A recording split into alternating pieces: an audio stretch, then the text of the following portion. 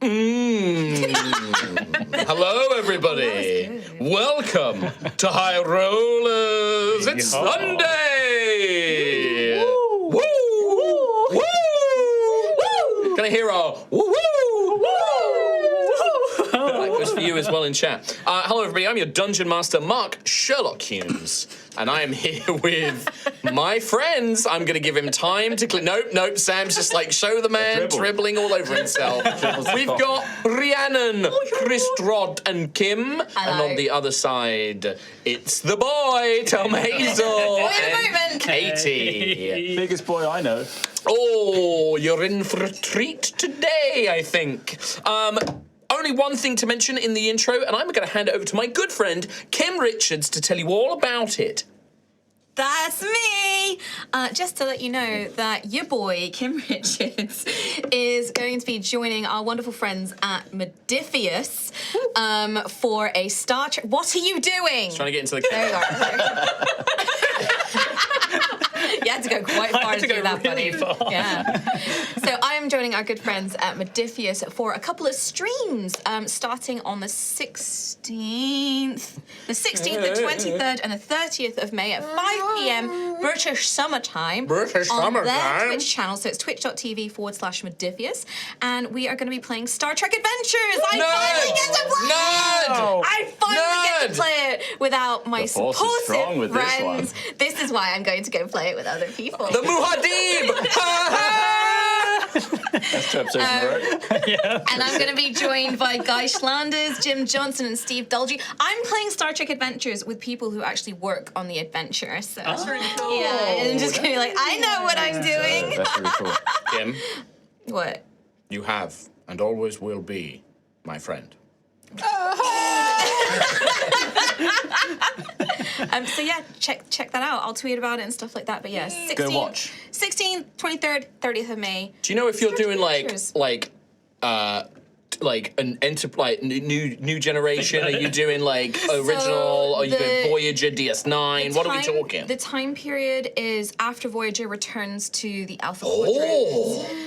Future. After Deep Space Nine finishes, and I think he said to the end of season 2 of Lower Decks. Is that before or after Data gets shot out of the poop tube? I believe that would be a bit after. more specific. Okay. Yeah, after. Well, very exciting. Exciting to see you in your element, Kim, over on Xantheus's channels. Lovely chaps. With that, I don't think there is anything else to mention. Hey, if you didn't catch the second half of the last episode, watch that now. Yeah, maybe just go and watch that and then go come watch back. that first. Come back. Yeah. You kind of need to. Yeah. What happens? You'll find out in a moment as we get started. But yeah, we're going to run the intro and then jump into the recap. This is it's going to be a doozy, I think. It'll be a doozy.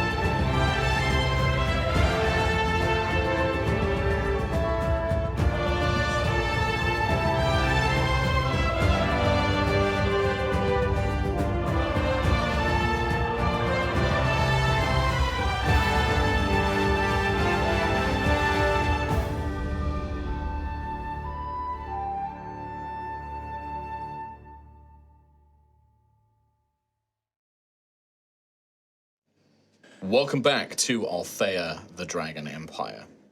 During some downtime in Ashen Rest, our heroes discussed their plans for the future. Deciding to get Tyria's Rest set up as a proper business, they advertised for bar staff to come and work for them, whilst also researching and performing various other activities. Gruff attempted to connect with the spirit of the land, the deity Altheya, and find answers to the developments with Xantheus and his crown still problem. Then they were summoned to speak with the red and black dragon, Lord Obsidias, at the Duke's palace. On arriving, Obsidias informed them that much of the crown steel and the reclaimers that the party had left behind in the lake below the Ash Hills had vanished before he had gotten there. He also revealed that the tracking spell he had put on Xantheus had failed and been dispelled during their adventures in the vault, to which Xantheus taunted him to replace it. Seeing the fear of Xantheus from Ophelia and the conflict from Gruff and the others, Obsidias attempted to replace the tracking spell, only for it to trigger a similar event to what happened in the Proto-Magi Vault. As Xantheus was pulled away by Gruff, Daisy revealed the events of the vault to Obsidias, that Xantheus had become a vessel for Sovereign's power. Upon realizing it was the truth, Obsidias immediately began to cast a spell directed at Xantheus. And that is not quite where we begin today's session. A frosthawk flies across a series of snow-capped mountains before sweeping down towards a hard coastline. The land is scattered with hard scrubland and a few wildflowers as Iceheart in summer thaws only a little. The roaring sea swells and crashes against the rocky shore as the hawk cries out and twists its head to spy a small village nestled around a series of hills, a short walk from the beach where sturdy docks and short coastal ships are moored. The hawk lands on the roof of a long wooden building, half buried into the side of a hill. Despite its rural nature, the building is expertly made, with intricate carvings of local creatures and symbols of the sea. A number of stone and wooden benches are arrayed outside this, encircling a large fire pit, which several youthful figures are currently filling. Some are human, some are dwarves, and there's one young female Leonine Wildheart. Sat on a bench watching them, filling a long pipe with herbs and warming her face in the summer sun, is a beautiful but rugged woman. She glances up curiously at the hawk. Oh, why hello there, little friend. No dinner for you, I'm afraid. The bird hops down and begins making its way towards her, raising its leg, to which it bears a written note. The woman takes it with an amused expression, unfurling the message and seeing a familiar hand. Oh, Gruffith, She says to herself. Next, Oh no. we see a grand, regal ballroom. Within it, dozens of elaborately dressed figures are talking and laughing, their horns and tails decorated with beautiful jewelry, silks, or leather cuffs. A great motley of colors arranged amongst these dragon folk. Smaller figures move amongst them, drinking drinks, food, playing music, or even carrying notebooks and offering whispered advice to their draconic lords and ladies. A figure enters the room, a very smartly dressed, very handsome, young red dragon man. Duke Ignarius laughs loudly as he enters the room. He has no scars, and his horns are perfectly shaped and deadly sharp.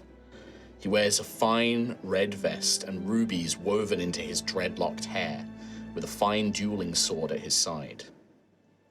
Popping out from behind the door, standing beside him is a young boy, his face speckled with black and red scales, wearing a similar outfit to his father.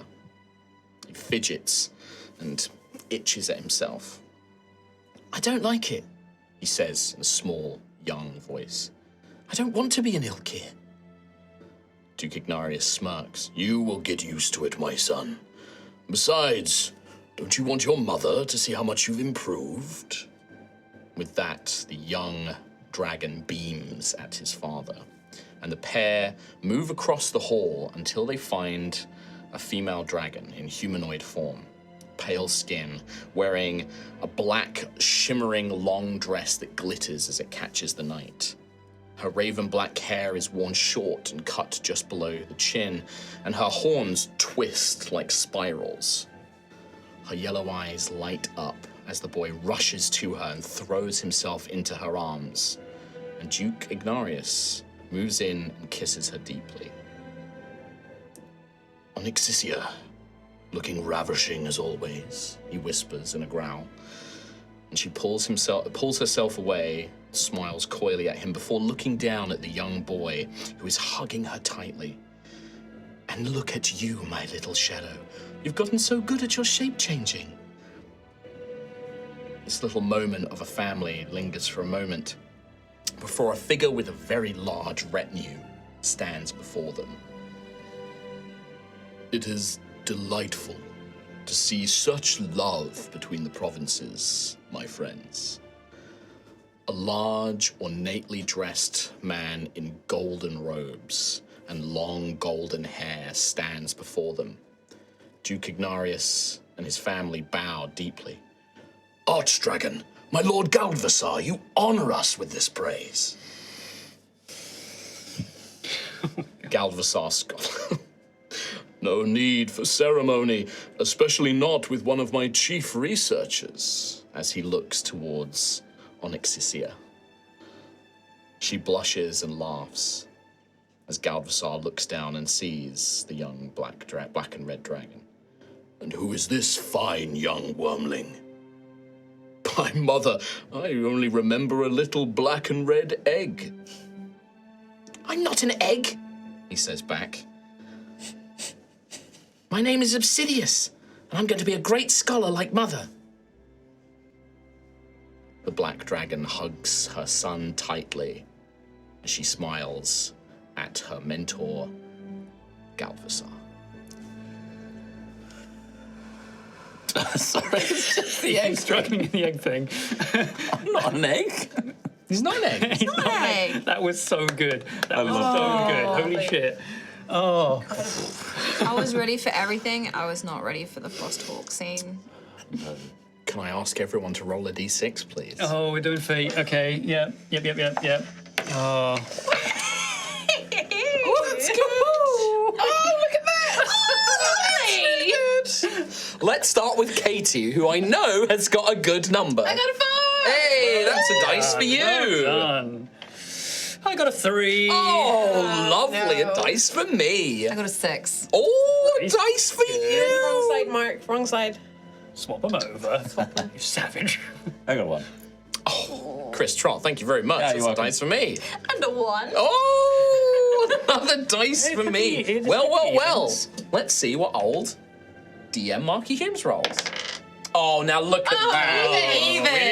I don't like Steven. this. I don't like how this is playing out. Yeah, 3 for even 3. could actually be worse for us than not. Yeah. You all stand We have a hand in this. inside a large but not cavernous study. Probably designed for a dragon's humanoid form rather than their larger true form. Bookshelves line the walls. There are pillars with magical flames illuminating the space. Carpets rich, colors of red, colors of cauldron. You can see a desk and chair, as well as a display cabinet, but right now, all attention is drawn to the tall, nearly 10, 11 feet tall man in black and red robes, his black and red horns and scales, his tail curling around, almost swishing back and forth, as he has one hand outstretched, pointing towards Xantheus, and, perhaps unintentionally as well, Gruffith of Tremoro. You can see arcane energy building. What are you doing? You saw what he could become. We have to end this now. What do you guys do? I believe that Rowan has gone large form. I've gone large. Yes. Ophelia, Instinctively. you have summoned the scarab armor. Yep. Gruffith, you have extended your masterwork shield to protect Xantheus as much as possible. And I also said I Armor of activate, Oaken Thorn. so are those two? Yep. Okay. Yep.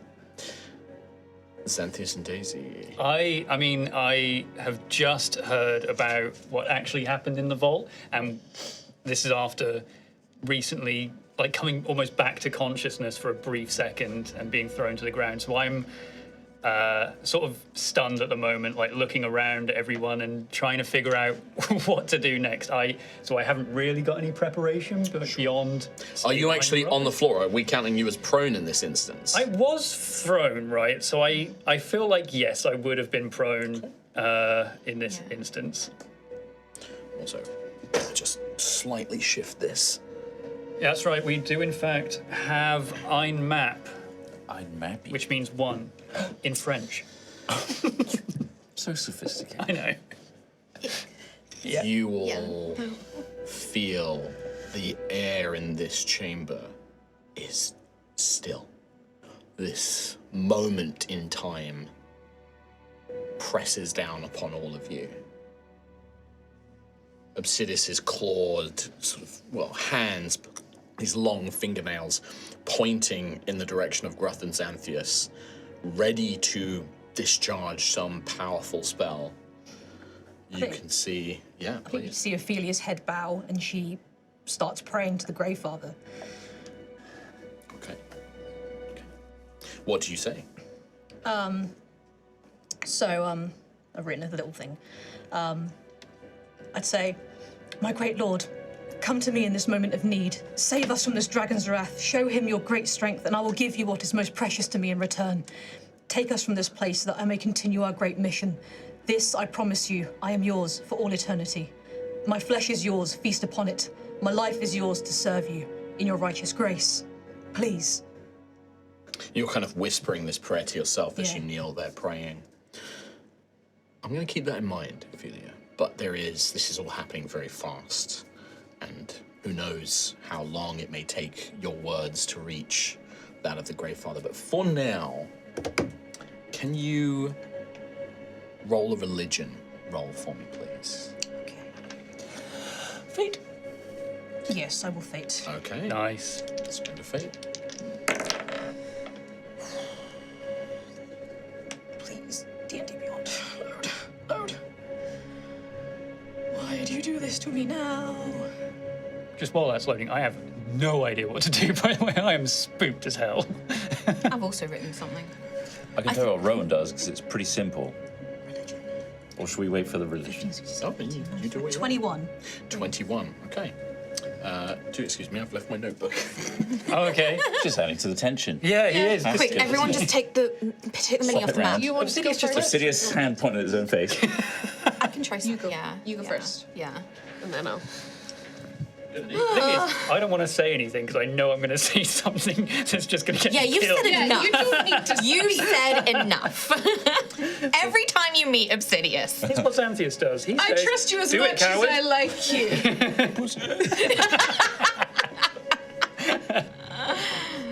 Bet you can't do Is that it. all you got? Bet you can't do it. So, Ophelia, that was a 21 in your Yeah. religion. Okay. I don't. And you were specifically asking to be, taken from this place, to be saved by the Greyfather, to be taken somewhere safe. Yeah. You and your friends, I'm assuming? Yeah.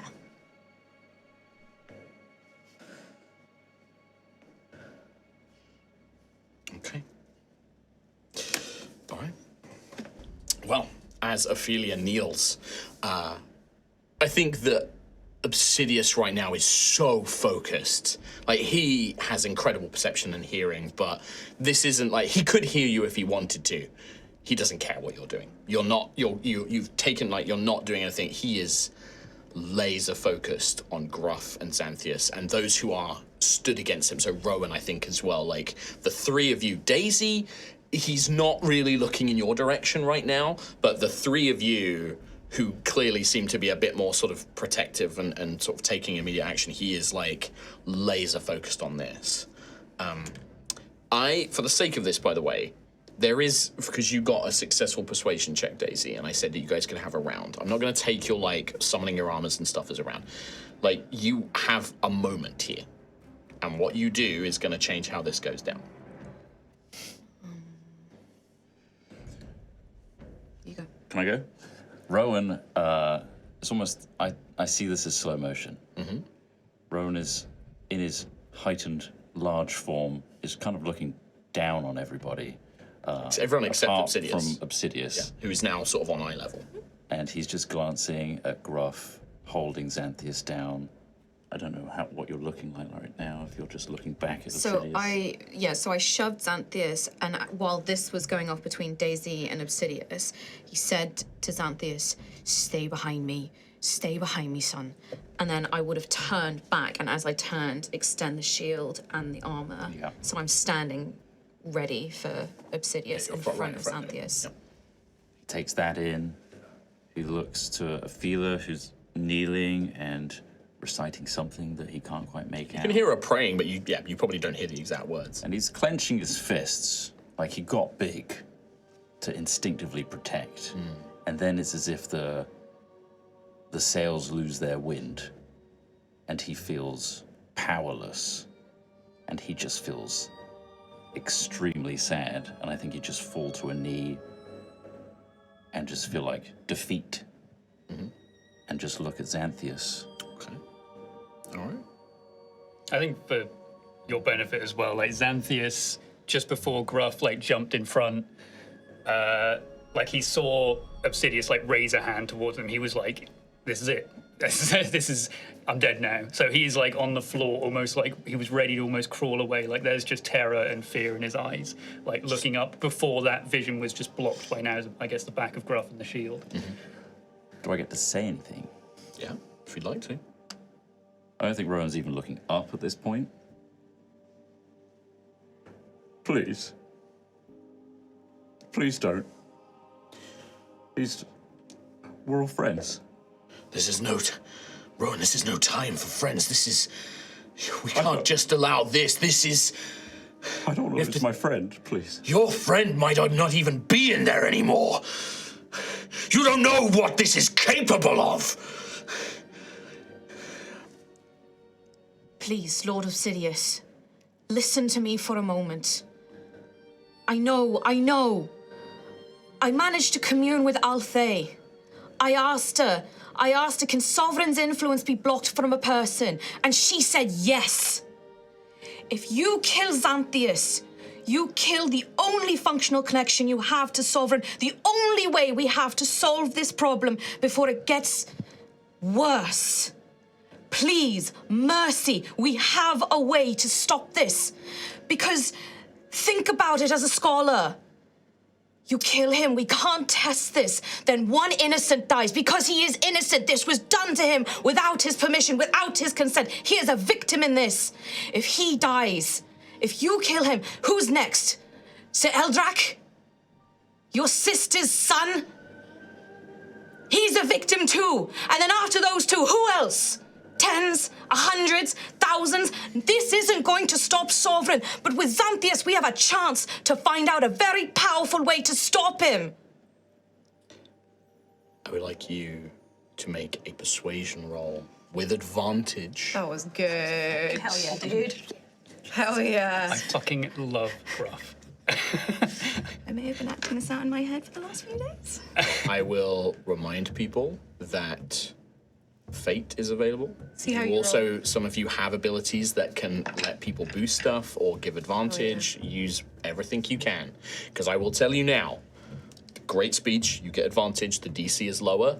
The lowest DC is still very high. Okay. So you need big rolls. Am I allowed to beg a bardic inspiration? Is that allowed? Could I have, I think that you pleading, like, because bardic inspiration to me is doesn't have to be music. It's also just your magic, and that pleading, that desperate desire to protect your friend.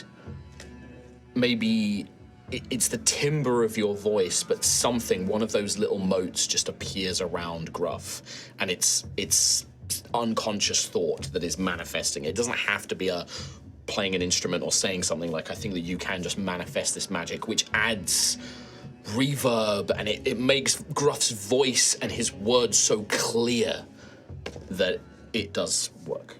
Okay. wonderful, thank you. I did completely forget. I do also have... You're not the only one. Other people might have stuff as well. And Yeah, I think I'm just a bystander at the moment. To be honest. Standing back. I do also have a heroic inspiration, I think, from a rest, but I don't know because we had downtime if it's. So that replies. that would have we gone would by have now. gone. Yeah, Mine too. yeah. Everybody, yeah, that was a 24-hour But you thing. got an extra D8 from Bardic, right? And there is a fate available. I will have it on standby. Okay.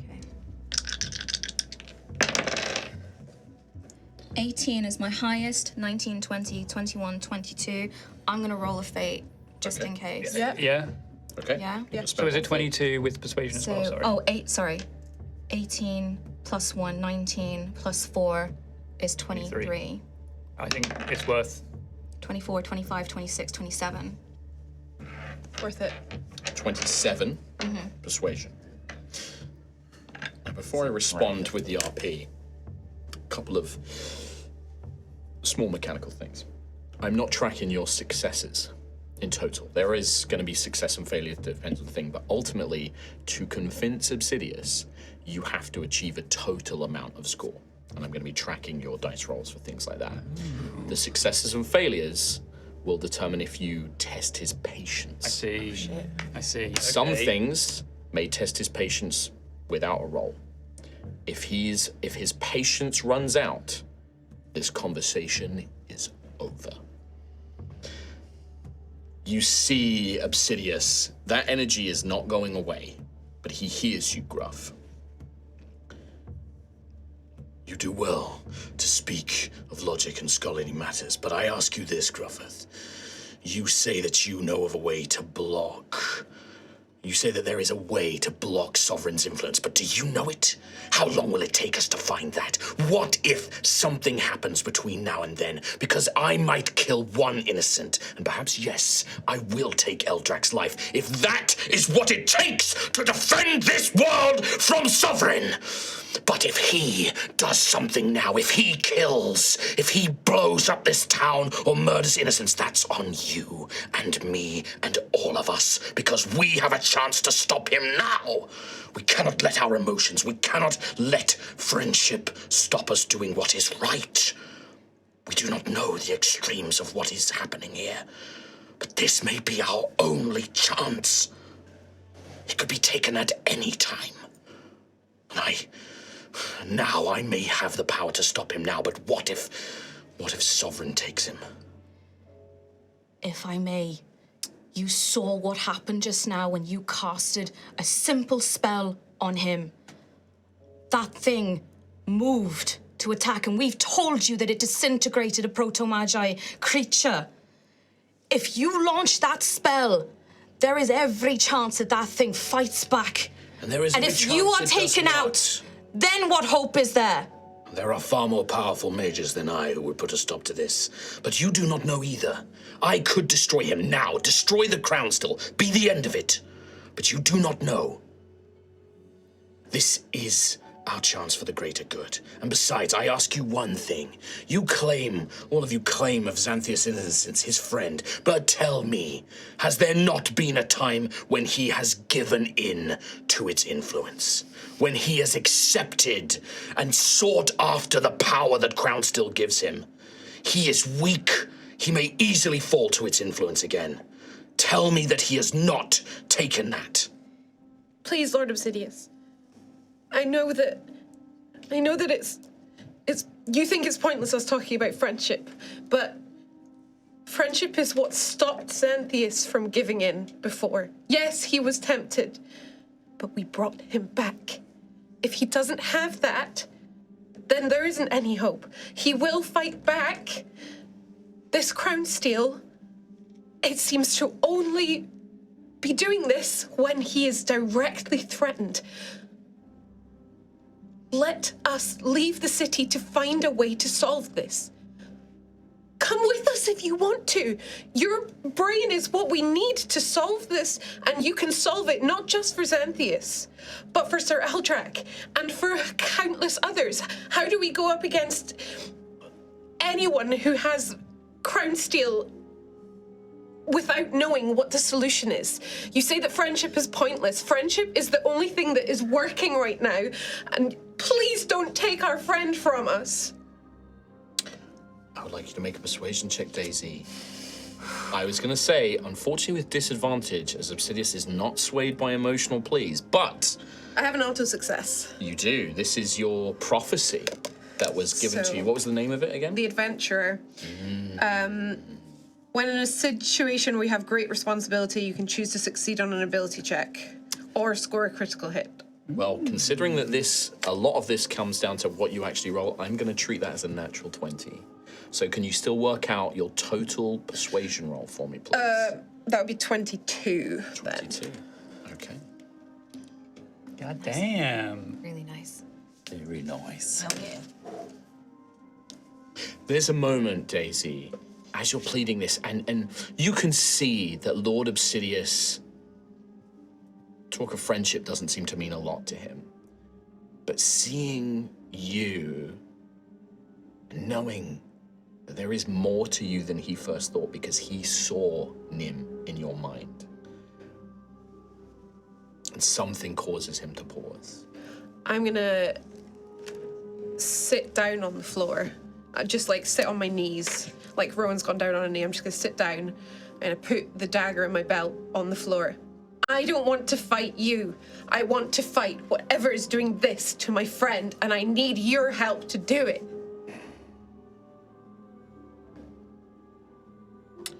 You see there is a flicker as that spell energy wavers. But he stands up tall. He's like, I understand. I know that this is hard, that you care for this man. But he has deceived and lied. And you do not know Sovereign's power. Yes, perhaps there is something that can be researched, but I cannot allow him to leave my sight. If something were to happen, it would be on us. It would be my responsibility, and I will not allow Crownsteel to take more. You don't know what it can do. I've seen it take the best of dragons, of the best of people. I've seen what it can do. And now, if Sovereign is able to take full control, perhaps yes, perhaps it will react to me attacking him. But perhaps not. I am not convinced that this man is willing to fight back against Sovereign, against the power that metal offers him. Xantheus didn't know this till right now. I've been trying to find a moment to tell him, but Gruff and I have been trying to find a way to fix this. And now I think that you're a great shot at this because you're smarter than all of us. And... Enough, Daisy. I want to hear from you. You. How much have you kept? Not just from me, but from them. I initially lied to them. You're right. I initially deceived. You're right. Both from you, both from them, both from everyone I've met. But since they found out about this, I've been truthful with them. I've pled with them. I've told them that I could just up and leave at any point. I realize the threat that I am to everyone around me, Obsidias. The threat to you, the threat to the city, the threat to the world. But Daisy is right. We've been traveling, we've been finding solutions, we've been trying to do everything we can to get rid of this, and I've been doing this with them. Do you hear, Sovereign? Do you hear it calling to you? Offering you gifts, power? What does it offer you, Xantheus? It's telling me to go to Kelskaris. It's telling me that the Sovereign will return. I think that little bit of truthfulness. Can you make a persuasion roll for me, please, Xantheus?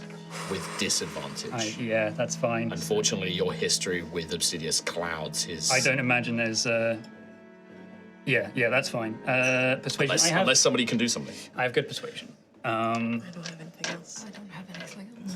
Kind of maxed out. I think in this, I'm also It's 1.8. slowly standing to rise as well. And I mean, it depends. If I was to sort of step around and almost not go straight in front of the guy, but like would Gruff continuously like I'll leave that to Gruff. block the point or like hold a shield up, or I'm trying to get more of an eye line to him rather than talking like through you, you know?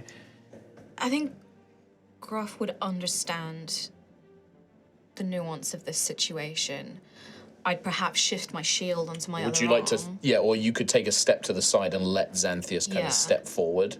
but I would still have that shield Yeah, ready. ready to defend him. Like, yeah. But I feel like you move aside just at the right time when I say the sovereign will return. It's like the chest sort of crown steel is almost like then revealed to Obsidias again. I don't know. Anyway, disadvantage, perception. Persuasion. Persuasion. Good Fate. thing it's not perception. There is one. Wait, fate. Rowan says, wait. I said fate. Oh, So Fate. I thought you I said mean- wait. It's the Fate. final fate, and I do have disadvantage. Let's just see. I have a +6. Okay, my best was a 10, so 16. I will add. I think this is going to fail. I'll add a fate to it. Last fate. 18. I think, like I said, it's when I say the sovereign will return. It's like that's the Gruff blocking the full view of Xantheus, and then the sort of crown steel in my chest is then shown properly to him. Maybe that's enough of him to be like a reason to get such a low roll. I don't know. You can see that part of your words have taken effect.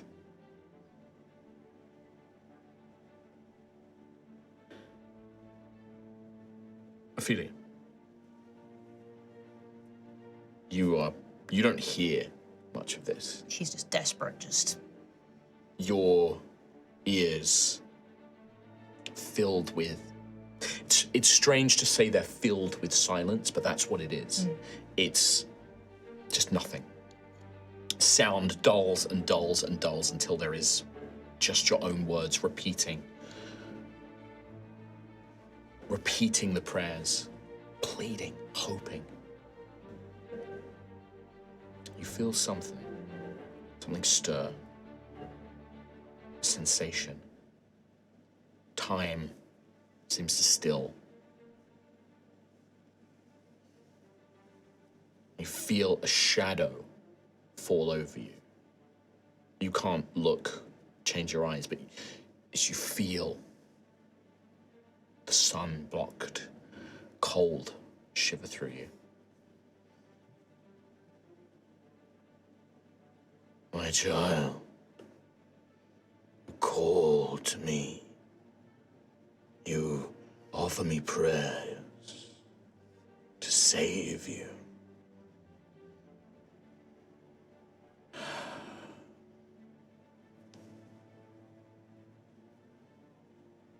Do you think it is in my realm to save the living from the inevitable? I would have offered you strength. I could have given you power to face this foe. I could have even done something. Frozen them, taken them away from this place. But if you are to die, you are to die. It's inevitable.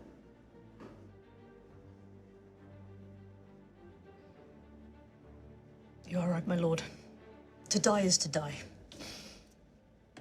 But there is still much to do.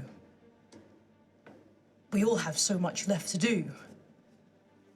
For what is death without life? Do you know how many times mortals have begged me for more time?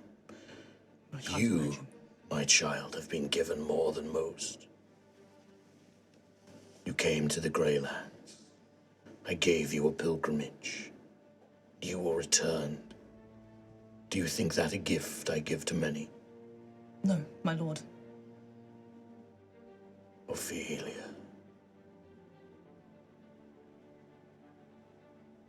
Do not disappoint me again. You feel that shadow recede from you, I'm afraid, Ophelia. As your prayer is unheard. It was a cool prayer, but He's Dice be dice, man. He's dice be dice, and it was a big request. He kind of always has. He's kind of a jerk. You need to break up with him, girl.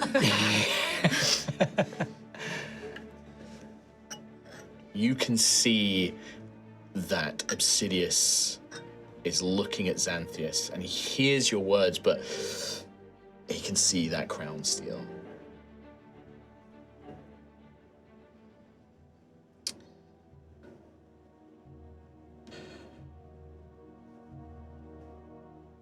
Trying to think of like something else to say, but I don't know. Like, Well, I think at this point, you know, Daisy, Gruff, and you have all spoken. Ophelia is making the prayers. It's really like, Rowan, if there's something you want to say, like, now is the time. Assuming control. sovereign direct control. Not the right. Work once, buddy. But you don't have to. Like, literally, you don't have to. If you don't think Rowan would. If somebody else would like to jump in, they are welcome to. That toss-up of his patience versus... Yeah. I think I've said all that Daisy can say because she's kind of doesn't have much more than the emotional. You can see that definitely approach. they're like... All of you can roll an insight roll. Okay. I'll do that. Okay. 21. 21, 15. 15, 14. 14, 16. 16. 6. Top of your head, bud. So probably just See my nose. Gruff. Rowan, such a low roll versus the DC, you are convinced that, like, he's done. Like, he's going to kill Sam. Like, you think that he's, like, you think that nothing is going to sway his mind. Like, you are convinced that he is locked in on this. With such a low roll, like, your read of his body language is wrong.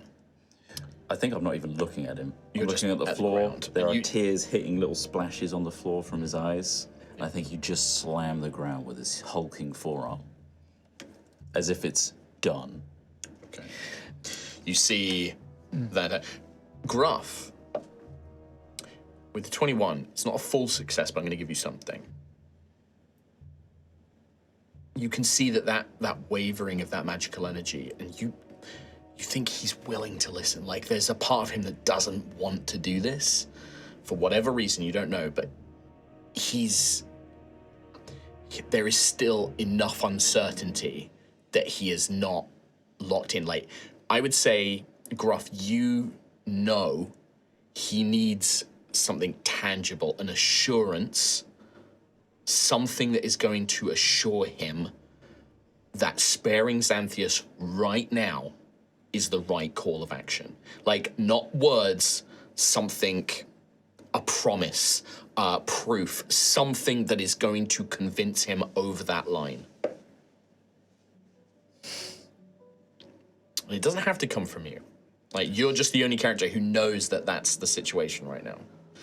I think, Ophelia, you sort of, that shadow kind of recedes, and suddenly the sort of the last few little bits of words kind of echo through. The slam of Rowan sort of shocks you back into the room as, yeah, unfortunately, your prayer went unheard. I'm trying to remember as well. I didn't tell everyone the Sovereign will return or that I was going to go to Kalskaris, so that is also news to you. That's news. yeah. That's news. That's true. After I literally just said, I haven't lied to you, I did kind of hide that. Yeah. So sorry. Can I just want to ask Tom, Yes. because I was trying to remember this and I didn't have my notebook with me all week. Okay. All week. Did you tell us that your father was involved? Yes, I Yes, did. you yeah. did. Yeah. Like, he was somehow involved in you waking He up. sent and me then- to Kalskaris for whatever reason. I didn't exactly say why, but that it's highly likely that he was seeking the crown steel himself. Okay. Would you, Tom, be mad if Gruff brought that up? No, No, because, yeah. no, I'm. Look, I'm going to roll another character. It's my dad. I'm playing my dad Like now. there is a 99% chance. I will tell you this. You know that the spell he is currently casting that will target Xantheus is 6th level. It's higher than you guys can cast. You know it's more powerful than you guys can cast. And it is very clearly a very destructive, powerful spell. And I will tell you this now because I believe, what hit points does Xantheus have? That's none of your business. No, it is my business. Oh, damn it, 58. It is extremely likely I would kill him in one spell. Yeah. And there will not be a body to resurrect. Yeah, can you just like hold Xantheus' hand just can't as be he's Percival. next to her? Okay. Xantheus will let her. You wouldn't even let me be Percival. You were scared of Xantheus, though. I was scared of Xantheus. I'm not going to have this affect his patience, but can you roll a persuasion roll for me? This will not affect Obsidias' patience, but I am going to add it to the current tally. Okay. Because I think this is a big Yeah. symbol Yeah. of 12. Can I, in my mind, ask Nim, is there anything you know about Sovereign or anything that will comfort him, calm him down, stop him from killing Xantheus, stop control, basically anything? Like, just looking for... You sort of feel that voice in your mind as this is all happening. Oh, little one, I am sorry. I know so little of the Sovereign, beyond what I've already told you. I am not good with people, but if it were me, I would swear a vow to him. Like, that is all I would be able to offer him, is my word, a promise that I would do everything. I would not allow Xantheus to hurt others, even if that means I had to kill him myself. That is the only thing I can think of that I would do. I'm sorry, That's okay. but you did the right thing to show him. That's what you get. Can I also put a hand on Xantheus and ready in action? Okay. You would have to sort of step. Would you like to go behind or in front? No, just like, I'm trying to be as subtle as I can. Okay. Yeah, you sort of shift forward a little bit and sort of reach out and just put like an arm on his empathetic. shoulder. I think this is after I've just said, like, the Sovereign will return. I kind of almost not recede into, unconsciousness, ready to get blasting, but like I'm starting to see that vision, that memory again of the golden throne and all of the things I saw when he first told me. And I think when Ophelia and Rowan come back, it almost not brings me back to the room, but it's enough to Shake you out of it. Yeah, like there's almost like a haunted look when I say that again for the first time, I guess, out loud. But I do look at like the people next to me and try to muster a smile as best I can in this situation at them.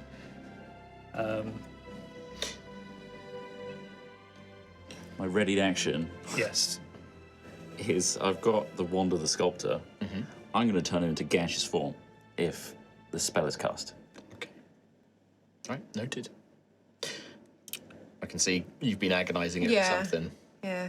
There's two ways I think two avenues I'm thinking. If you would Take your time. If you would indulge me. Yeah, of course. That's what we're all here for.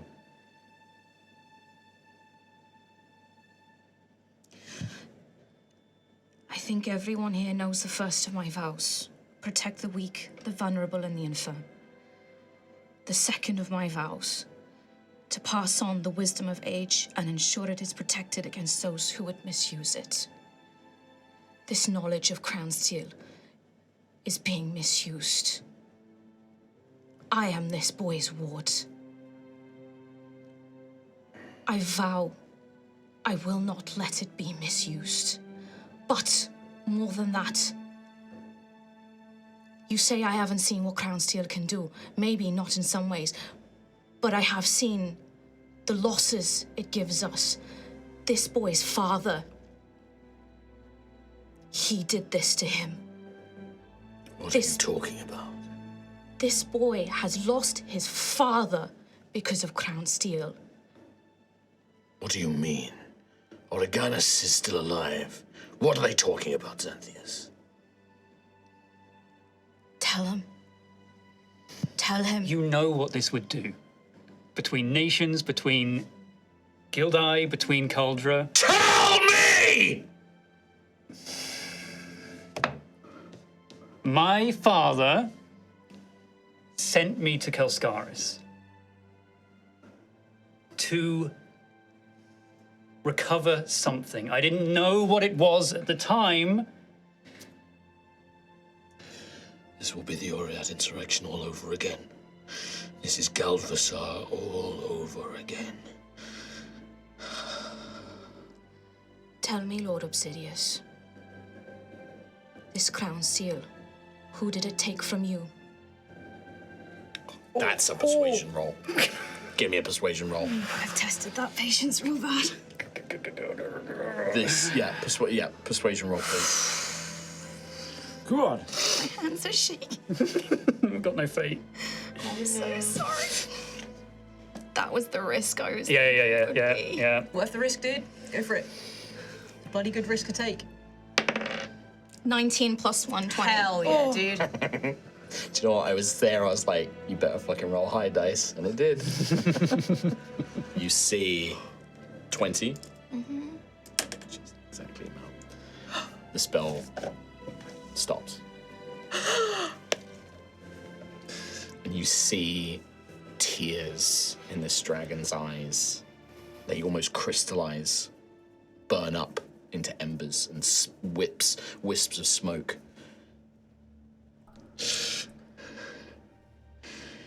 He promised her everything. He made her study it when he learned of what it could do. And it changed her. It warped her mind. It turned her into a monster that tried to kill me and Father. It branded me as a monster too. They hated me. They thought I would be just like her. I was an exile, even hated by my own father. Your own father sent you to claim this. I hope you know what that means, what kind of dragon he is inside, Xantheus. He knew what this would do to you, just like Galvassar knew what it would do to my mother. I won't kill you. We will find a way to block Sovereign's influence.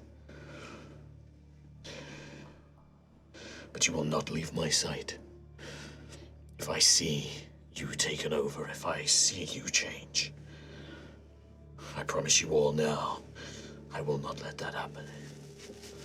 I will not allow the sins of Galvassar and Sovereign to do what they have done before. My mentor, the dragon who taught me all I know of magic. He knows far more than I. If there is a way to block the influence of a being like Sovereign, Scaratalos will know about it. Scaratalos. Okay. You will remain here. This is not a negotiation. You mothers may wish, you can stay if you wish, but if you have business here in Ashen's Rest, do it quickly. I can take us all to Scaratalos.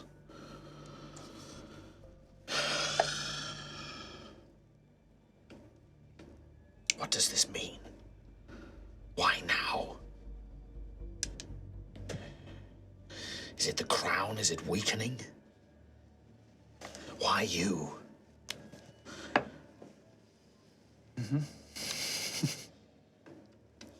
With that, bring that. Fucking hell. Jesus Christ. Oh, Jesus. You needed a total of 90. A 90 check. Wow. Cumulative. Sure, yeah. Holy crap. The Man. 27 put you onto a very good start. Well, Yeah. yeah. Yeah. You okay? Yeah.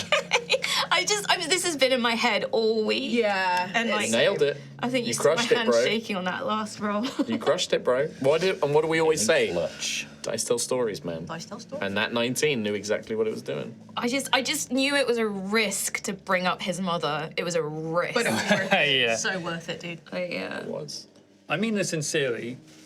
Gruff is so good. Like, I it's know. such a good character, and you play them so well. I think it was just the thing of like a father seeing a child hurting. Yeah. Yeah, I feel like I could see that, you know, he was hurting. Like, I was worried it was a bit metagamey from the story you told us, but Oh, you played it perfectly. yeah. And also, there's a reason I told you that story at the beginning. yeah. Right. Man, Well. all I was doing was, I was just, like, every second thought was like, how can I make this work? You son of a bitch. I had no, like, You are your own how do I get out enemy. of this problem? Everything was like, I was going to make things so much worse. That's why I was staying quiet. That's the and best so, thing you could have ever done. I know. Shut the fuck up. Patience instantly 0.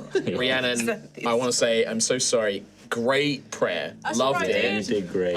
For something like that, I needed a real high Yeah, roll. yeah. And then also the way you phrased it, the fact that you asked to be taken away, Yeah. it kind of goes against a lot of the Gravefather's beliefs. And so that made the DC higher. I mean, his response was perfect as Yeah, well. it It was was. just, But I feel bad that you did a really cool thing. And we didn't get no, to it's really all right, do it's that. the But dice I rolls, hope that man. it gives you something with Ophelia to like consider. And I mean, I was going to fully give the Greyfather my face, so. yeah. Yeah. That, you were going to give him your. Sorry, what? Your face?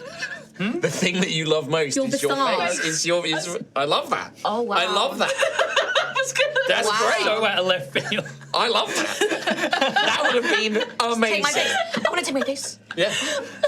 Just skull head. Yeah. You wanted to be Skeletor. That's no. Hang on a minute. Hang on a minute. I know what you're doing. I see your game. Game, respect, game.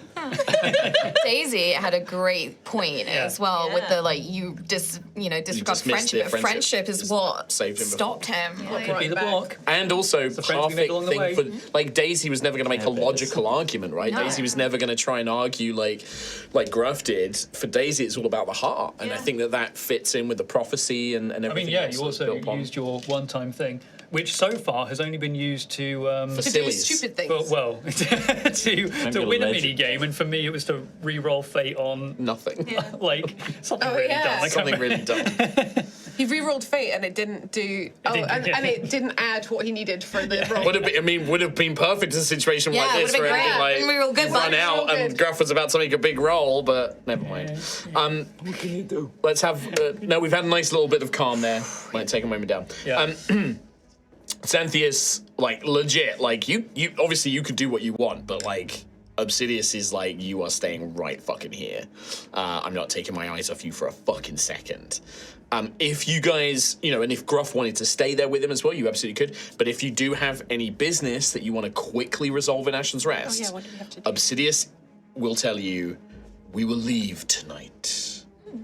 And no, he would say, we will leave at dawn tomorrow. I will teleport us to Scaratalos' tower.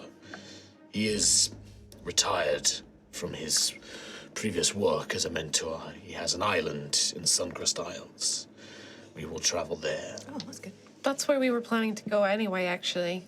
We heard that might be helpful, so. Your help is really appreciated. Thank you. We will see what Scaratalos says. He just goes, nope. Yeah, if we come back and you're a pile of dust on the floor, I know. I'm kind of like, Look, don't say anything. shut your mouth. one of us is going to be a pile of dust. Yeah, not you. And I don't No, not recall him. Obsidian saying I'm going to kill that man, but I definitely said it about him. Don't push it. Can we put a muzzle? We just did a lot to keep you alive, buddy.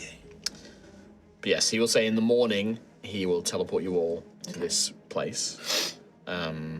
Make any preparations. we can do this roleplay, or we can just quickly, like, I want to let Ilana know I'm not going to be around for a while. I want to to ball and then do you these just stand things. her Oh up. my you know. god, if you just stand her up double and book I yeah. haven't even seen her yet, so It's thank true. Christ. But I'm happy to roleplay that stuff out. It'll be a nice change sure. from Let's me cleanse off. shouting and being angry man. Oh man, when you did the tell me, Hopefully that didn't blow out the sound. It I'm probably imagining people did. like listening to this on the bus. Scared the shit out of me. Scared the shit I was looking at Tom at the I was time. looking at him. There's probably a visible, like, all of us. Yeah. I like shrunk. I could not look at you. But also you were just like, like I hated that. I need Oh. to go talk to my therapist about that. Genuinely surprised I didn't jump out of my seat. I mean, I cut me off. apologize. Phenomenal work, Mark. Phenomenal. No, really good. good, Holy yeah. shit. So It made me just go. Oh, but my battle man! Get rid of it! And look, I had to use a temporary mini, but I found a temporary mini for Obsidias. It's a pretty good one, but yeah. He'll be back. It's a shame. Like, look, this was all just so No, no. so good. Wouldn't have gotten Daisy though. No, that's right. He's got legendary actions for that. So I'm not imprisoned, but I'm not leaving. You on house arrest. You're kind of on house arrest. you can try and leave. I've got some spells for that if you try and You're in leave. timeout. Yeah, so do I. Stop it! Stop it! Stop! I'm not doing this again. If this happens again, we're walking. The Yes. thing is I know that the intrusive thoughts in Tom are just Yes. Every I said this to Katie before we started. Like, I had no plans on how to get out of this. I had a million plans on how to die cool. He's like, I got loads of ways to die cool. I was like, do It's all I anything can take us do. with you? And I he's don't like, know what's wrong with me. maybe.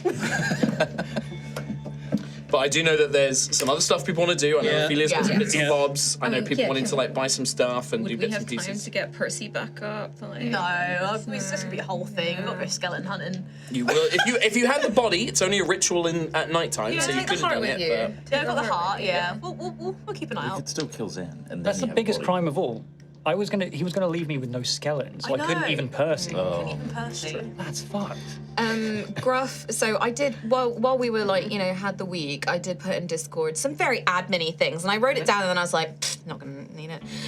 But it was stuff like, there was things I wanted to sell, and then weapons, but I don't think we'll have time to do selling you them, can probably do. You've got like a Yeah. day or like Yeah. most of a day to go and do some stuff. Making like the custom items and stuff, No. that's not going to be possible. No. If you wanted to hire Terran and Alice and things like that to run the bar, you can get that going before you do leave. we wanna get the although bar you don't, going? although you'd have to just have a bog standard supplier. Yeah. So We were going to take another week of downtime to find. I think. But there is a also- high potential. I will tell you now, it is very likely that when you leave Ashen Rest, you will not be coming back. This is like video game, you'll not be coming back for a while. Yeah. So you've got like a day to kind of get anything you want to get in sorted, you get done now. Did we just say fuck it and hire Taryn? No. You could also, I'm going to remind you, you could be like, you could go and speak want to him to Bliss. come I mean, it's also, are you You could try and hire Bliss. You can, emotionally like, in the speak to right other place NPCs. to hire a Yeah, that's true. like, No, I don't think a mouth I don't think breathing Gruff is nerd. thinking about this at all. We Yeah. don't have suppliers, we don't have staff. There's so much Sure. work that we need Okay. to do. I don't think it's possible. Okay. It's on hiatus. Yeah. We make a close sign. Make a good Yeah, sign. I was going to say, put a opening soon, not open yet sign. Yeah, totally do that. Please go away. Yeah. We're Yeah. not gonna Poor lie. Teresa's like, Weeks. yeah, exactly. I feel like, it's like a grab heart, tell Teresa, we're You got like a day if there's anything you want to do. If we- Same we as could- like if you we want to could talk to inquire about Obsidias, Xantheus. all the time in the world. That's the yeah. thing. Like, if you do you want I'm staying here. do you want Gruff Do you to need stay? Right. anything? I Just would to run out and get you anything. Do you want Starbucks? like just a or something? coffee, A yeah, latte just a fun. latte fun, real We'll go quick. to a latte yeah, fun. maybe some of their like cinnamon rolls. Okay. Yeah. Xantheus, Yes. as a memento, while work on, I want you to have my favorite rock.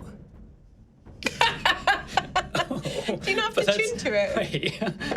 Do you have to tune to it? Is this the runestone? Yeah. First of all, you have to attune to it. And also, Obsidias No. is looking at you like, Rowan, no.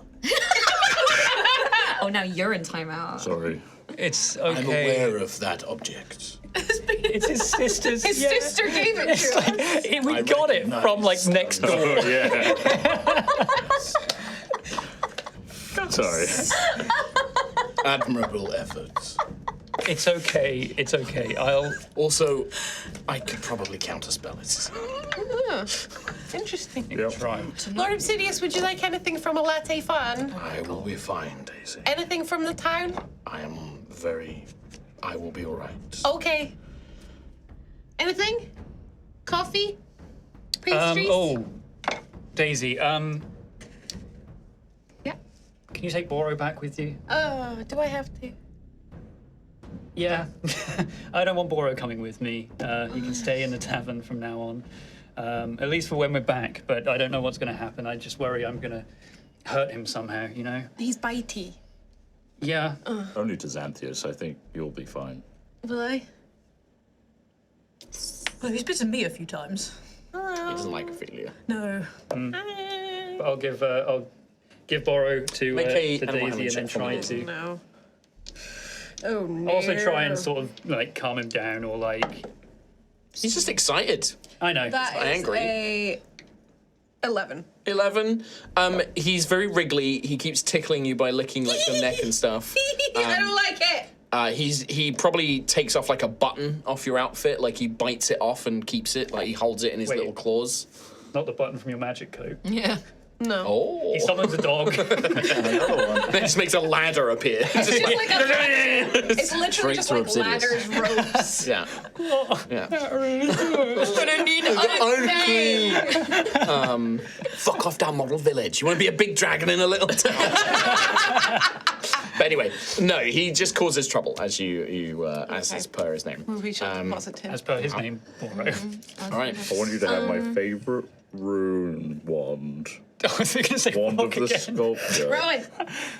Rowan, so it's look, everyone, go do what you need to do. I'll be okay here. I'm going to tell everything that I told you guys to Obsidias, so that we're all on the same page here. Good. I showed everything I have. Xantheus, Show you again if you want. by the saints and the scions, please watch your mouth. Hey, please just don't talk. Maybe have a nap. Stop winding him up. Just have a nap. Have a little snooze. I should sleep, yeah. Yeah. Yes, sleep would be good. Apologies in advance if Xantheus opens his mouth.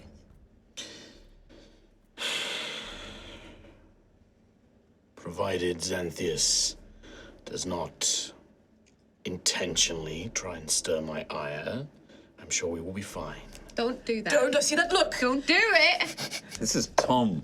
This is all Tom. They're kind of the All I'm going to do is draw ire. It's all I do. I'm an ire drawer. Exists. I'm the man of the ire. Xantheus will send for some of the Ignarius family kobolds. Obsidius, not Xantheus. Obsidius. Yeah. We'll send for the kobolds to bring like a bed and like food and drink and stuff, and they're basically going to set it up in here for Xantheus.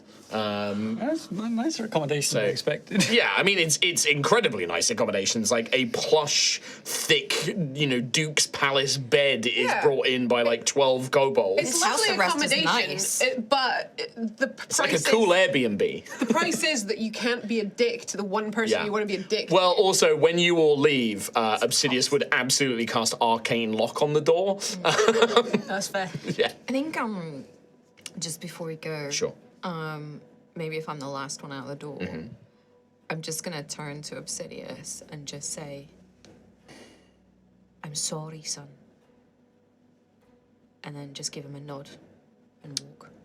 He, as you go to step away, Sir Gruffith, if you would mind, that is a very personal bit of information.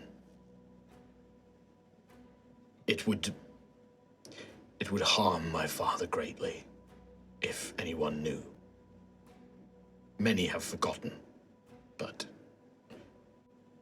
I do not wish to see him hurt further. Lord Obsidius, I would never dare. I am an oath keeper. Your secret is safe with me. And you will keep that oath that you swore. You saw what I did with my oath for Xantheus. I do not take these things lightly. My only fear, Gruffith, I can tell that you care for him greatly. wounds me.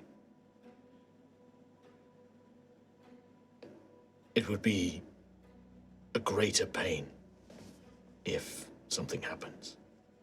For one who loves him so much to be the one to deal with it. I hope to spare you that pain, if the worst should come to pass. I greatly appreciate your consideration, my lord. But don't worry. It is something I have thought about a great deal. From any other man, I would take that as a platitude, but from you, thank you. He nods. I was gonna offer a hug to Lord Obsidias before we left, but he doesn't seem like the type to like a hug. Yeah. I like to. No, I was thinking that too, but I think that really would push the last of I his didn't want to push patience. it. I didn't want to push it. So I think I'll just go. Let's just go about our business. I offered him pastries, though. He didn't want any pastries. Right, yeah. So, Xantheus, you're Close. Yeah, door's closed. Just us He two. touches it. Blow. Lock it. Arcane lock. We just hear. So.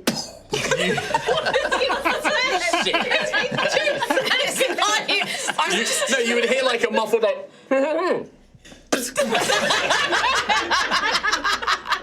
It's just like a bit of blood spatter under the door. Well, We tried. but you definitely heard Xantheus say something. Right. Well, I guess we've got another week of interviews ahead of us. That all you got?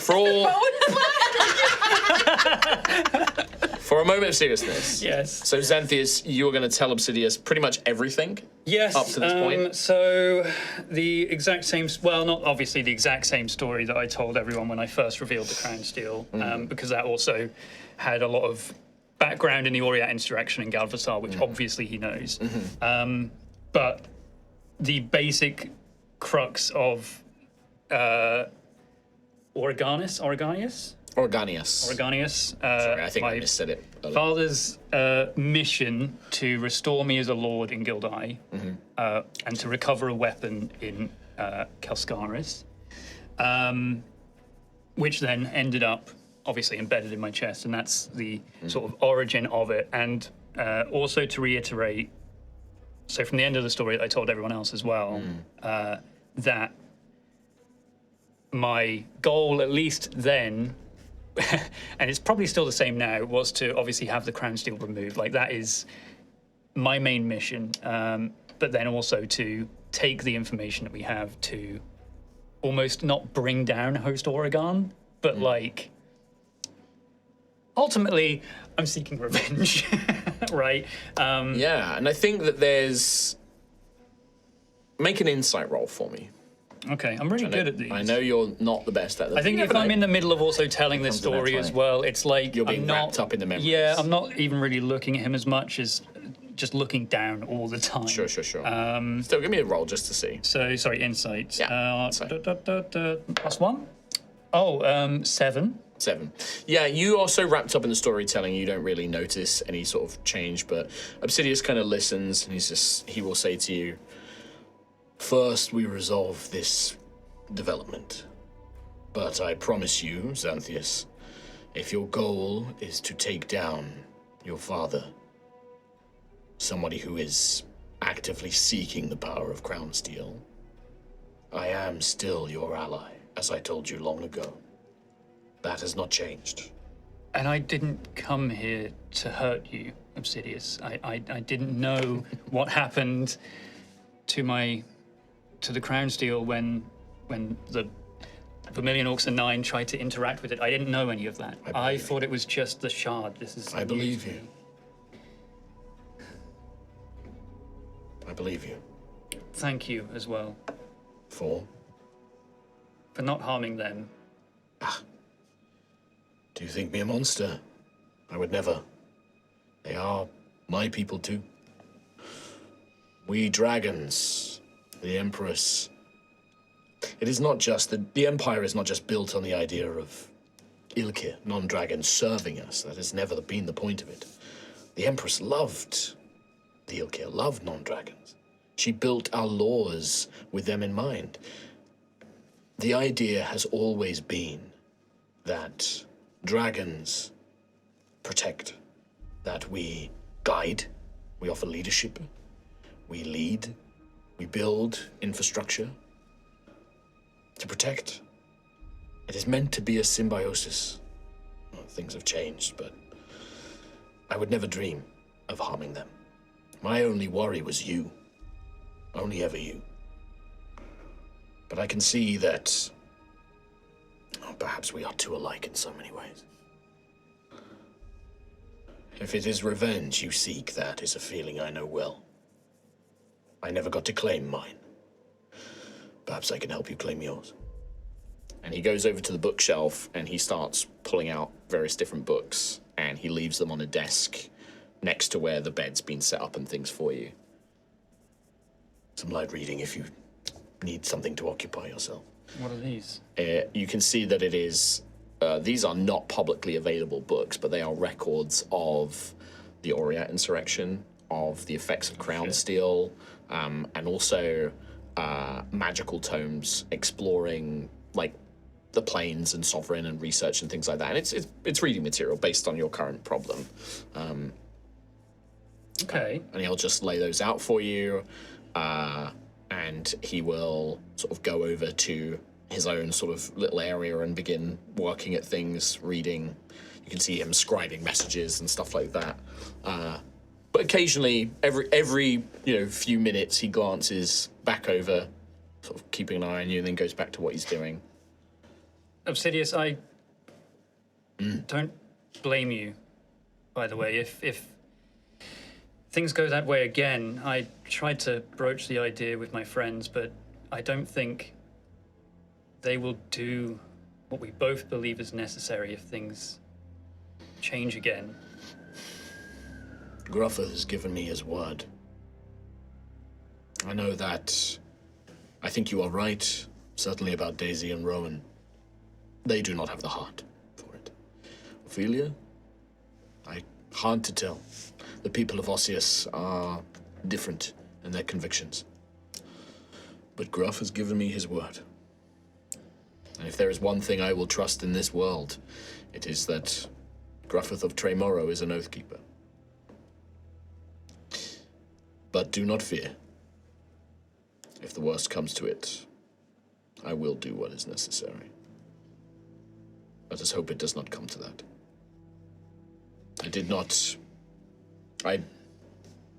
I also owe you an apology. It was unkind of me to call you weak-minded. I do not know you. I do not know what you have suffered and what you have dealt with. You have given in once, I understand it. I hope that you are able to resist it again. I hope so too. Scaratellos is the wisest and cleverest dragon I have ever met. If anyone can help us find a solution, who will know more, it is him. Do I know they're a bronze dragon, right? He hasn't said. Oh, I just presumed if they were in the south. He said that he has a tower in the Suncrest Isles. Okay. Actually, he said if he's a bronze dragon. And it is bronze, but it is bronze dragon down. Okay, fine. Yeah. So I don't know what type, No. or whether they're susceptible to crown steel. I won't even ask because I'm worried that if I had that information, I would try to use it in a negative way. Why would you want to know? No, I'm just saying. I'm just saying. If they are susceptible to crown steel, That's fine. Obsidius would know. Obsidius will know, but I don't want Xantheus to know that. Sure. So yeah. Okay. Yeah, in that case, I will start reading into these books as well, and learn as much as I can from them in the time that we have, I suppose. Yeah. I should probably learn how to read. Pretty sure you can. Yeah. Pretty sure I can. These books are written in Draconic. You're not weak-minded. I'm holding a book upside down. Read to me. No, they are written in Draconic as well. Okay, This book. cool. So Nice. definitely saying you can on stage. Rare treat. Right. Over on the other side, any business from team not locked in the room with Obsidias? Oh, it's unlocked. great. It's great. Freedom! Team free. Automatic lock in. Got 3 minutes. This is a mystery game. I think Ophelia would probably go and see Ilana. Yeah? Yeah. All right. So you make your way over to Dante's. Once again, beautiful, elaborate armors and weapons on display, and this kind of velvet curtained bay window. You step inside, and the Armelier is there, as always, as they always seem to be. Oh, Sister Ophelia, you've returned to us. Hello. Wonderful to see you again. Oh, good to see Are you you shopping for arms and armor, or? I'm just having a little peruse, just wondering if Ilana might be in. The mistress is in. Oh, wonderful. We've been on a little journey, and on our travels, I've got something that she might be interested in looking at. I will certainly go and summon her then, if there's nothing I can help you with out here, Sister Ophelia. No, thank you. Not at the moment, thank you. Then I will go and fetch the mistress and see if she's available for a consultation. Thank you. Of course. Steps into the back. Gone not a short amount of time. Kind of you examine, you get to that point where you're like, okay, like, come on. And you hear a sort of clattering from back there, almost like somebody hastily moving things around. And then the Armelier will come out. My deepest apologies to keep you, Sister Ophelia. The mistress was in the middle of some work. But she is available if you would like to come back and speak with her now. Oh, come back? Oh, okay. No, as in to come back into the workshop. Oh, okay. Yes, please. Very well. He'll kind of escort you into the back rooms, where you can see a very hastily tidied up workshop. The flowers are still there, although they are starting to droop and wilt a little bit now, but they've been sort of kept as long as they probably could be. As you see, very much just relaxing, like on a kind of like chair, very nonchalant. She has like one of those really long, like cigarette-like pipes, kind of just smoking on that, and just like looks over in your direction very nonchalantly. Oh, yes. Give me an insight roll. Oh, nonchalant. Sorry. 21. Oh, yeah, you see, when she sees you, like, her cheeks turn a lot more pink. You see the blood kind of rush. It makes sense that Ophelia would pick up on that. The blood kind of rushes to her face. Oh, no. Like, she's, like, trying to, like, look around, but she keeps glancing at you. And, like, her body language suggests that she is not as nonchalant as she would like to be. Sister Ophelia, you've come back, I see. Is there anything in the shop you're interested in?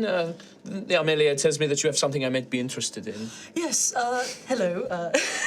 She's Yes. also giggles a little bit. Sorry, yes. I've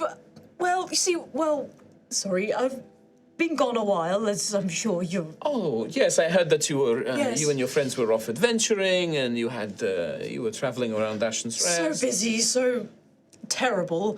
But I've acquired something upon my person that's of an armored description, but it's unusual. Oh, it's just a work call. Well, I mean, it doesn't have to be. I mean, I was No, if you have business, then that is No, fine. no. I don't mind. Well, if it's we don't have to talk about work. We can talk about you if you want. Yes, Yeah. we could, yes, I suppose. Okay. Well then, how are you? I'm doing very well. I've been keeping very busy, working on various arrangements. Sadly, we had St. Typhoon's Day, and I wasn't. I didn't have anything going on, so I just worked. And then, you've been gone, and it's a shame. I thought that you were opening a bar, and Yes, a lot of people thought we were opening a bar. Yes, it's not quite there yet, but it should. We're working with suppliers, trying to get a nice. and your religious endeavors, they are proceeding well. They're going well, yes. Tyria. Yes, I've seen Teresa running Yes. around. She seems to have taken to your faith quite admirably. She seems Yes. quite excited about it all. Yes. But I'm going away again. Oh, She is very clearly devastated. Like, Well, I'm sorry. It's quite urgent business. But I don't really want to. I don't want to. well, why? If you don't want to, don't do it. True, but I kind of need to. But also, I missed you. Well, yes, I suppose I missed your presence as well, and I suppose I owe you something of an apology as well. Oh no! I owe you an apology. Don't you apologize for anything. Well, I was rather rude, and No, I was you did. You I was did terrible. stand me up. I did stand you up, You but did. I'm sorry. I got excited about the prospect of expanding my religious practices, and one thing led to another, and I double booked my schedule. I was sort of hoping that you might offer to make it up to me, and What are you doing tonight? looks at like a book. Oh, nothing. Throws the book over the side. I'm free right now. Well, I mean, I owe you a dance, don't I? Yes, that is correct. And a dinner, probably. Yes, that is and also a correct. really nice bottle of red wine. Yes. Or two. And yes, I suppose that will be a good start.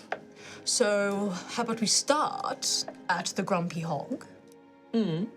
And then, I don't know if anything's happening at the Duke's Palace or anything tonight, but if we want to maybe do some dancing practice, maybe at some point. I know a little spot, say, in Tyria's Rest that's quite good for dancing.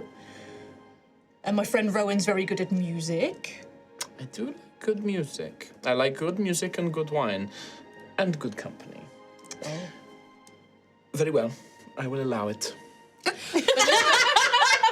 Take her hand and just lead her off to the Grumpy Hog. Okay, sure. A date ensues. Yes! I got a date! Date get. Date get. I won't make you roll to see how well the date goes. Why not? Gosh. No. No. I'm not going to allow that. No. No. I did like I'm just going to allow it. I had nothing to do for St. Typhoon's Day. Yeah, yeah. Oh,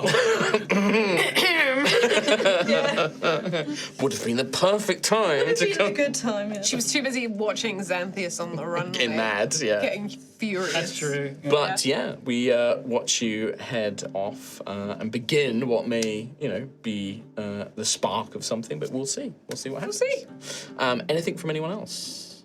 So I think that you put a summary about what you wanted to do about stuff, Gruff. Yeah, it's mostly In selling terms of stuff. what to sell. I think we're going to hold on to the injector thing to maybe use it as a bargaining chip Sure. with a certain green Charlatan. Sure. I don't know. We'll see. So, yeah, do you want to pursue anything else? Basically, any of the normal items that you want to sell, just sell them and take the gold, basically. Well, I think to be honest, those things that I put on my list, so it was the chest and the statues, Yeah, they've they all were got in the prices. inn anyway. Okay. Like, so I, to be honest, I think I would just leave leave them. it for now. Sure. Like, so if we had another week of downtime, it was You want to use the saving sword 500 steel. for Percy. Yep. And then selling everything else to go into the bar, and then I wanted to hopefully get an upgraded shield and staff, but we won't have time for that. So I think I would just keep a hold of everything, wait until we next have down. I will leave all the stuff that I was going to sell here in Tyria's Rest. So like the art objects, like the statues and Yeah, stuff all like the that. heavy I assume you'll stuff. keep all the special items with you guys. Yeah, Okay. yeah. Cool. I think, And then, yeah. yeah. I think the only thing he would do is just go and sit in his hut and watch the skies to see if a messenger comes back. Oh, that would be lovely if a message. It would be really nice. What a shame none arrives. And I think, to be honest, like when he's sure no one's there, he's probably gonna have a little bit of a cry. We stand a big man who can cry. Yeah. We love that. Yeah, it's not a. It's maybe It's just like a little- few tears, and just like all that, Emotion. just everything goes. Yeah. And I love that. yeah, Anything, gruff. That's gruff. Anything from Rowan or Daisy? Like RP wise or stuff you want to set up or people you want to speak to? Daisy's gonna go to a latte fun and get Coffees and cinnamon buns. and Okay. way too many pastries, though. Okay. Like, way too many. Rome would do the same. Yeah, like as many as we could carry, Yeah. kind of Fucking thing. support squad over here, just I like wish I wasn't. Coffees! I wish I wasn't large earlier, Why? because then I could hold so many more pastries. Oh, That would have been great. next time we have to do that. We'll come here and see how many. Maybe we can make a game. There could be a record for how many pastries you can hold. That's true. You I'm would a totally legend win. at games. You would totally win. Yeah. All right. But I'm gonna buy loads of them. Yeah, way too many. Okay. I think Daisy would probably head back to see Xantheus and Obsidias a bit sooner, maybe, than others, and go in with a bunch of pastries and coffee for Xantheus. And she would probably... She'll put them down and she'll put some near Obsidias, even though he didn't want any. But she'll put them on the some there plate. anyway. He sees you put them down. He just watches you. Really nice. I have heard. If you don't want them, I'm gonna take them on the road tomorrow. That's fine. And then she's gonna sit with Xantheus and I'm sorry that I didn't tell you sooner. I was trying to find a moment to tell you. It's okay. I imagine it's been weighing on you pretty heavily. I've seen how scared you've looked recently. Well, we didn't want to freak you out, and we wanted to see if there was a way to stop it. And do you want to actually see what happened? I could show you so that you know. Do you think that would be a good idea? Well, I don't know. Do you want to? I don't want to keep anything from you. I want you to know what we're dealing with, but if you don't think it's helpful, if you're okay with what was described, then that's okay too. Not yet. There's still a small part of me that was praying that it was just the crown steel, you know? I mentioned this to Gruff before, that I was hoping it wasn't me that did that. But it wasn't you, though, Xantheus. Well, It wasn't you. And that's what I think made it scary, but also not scary, because it was something that was scary doing it, but it definitely wasn't you. It would have been scarier if it was you. I suppose. But there's a way to block it, right? Yes.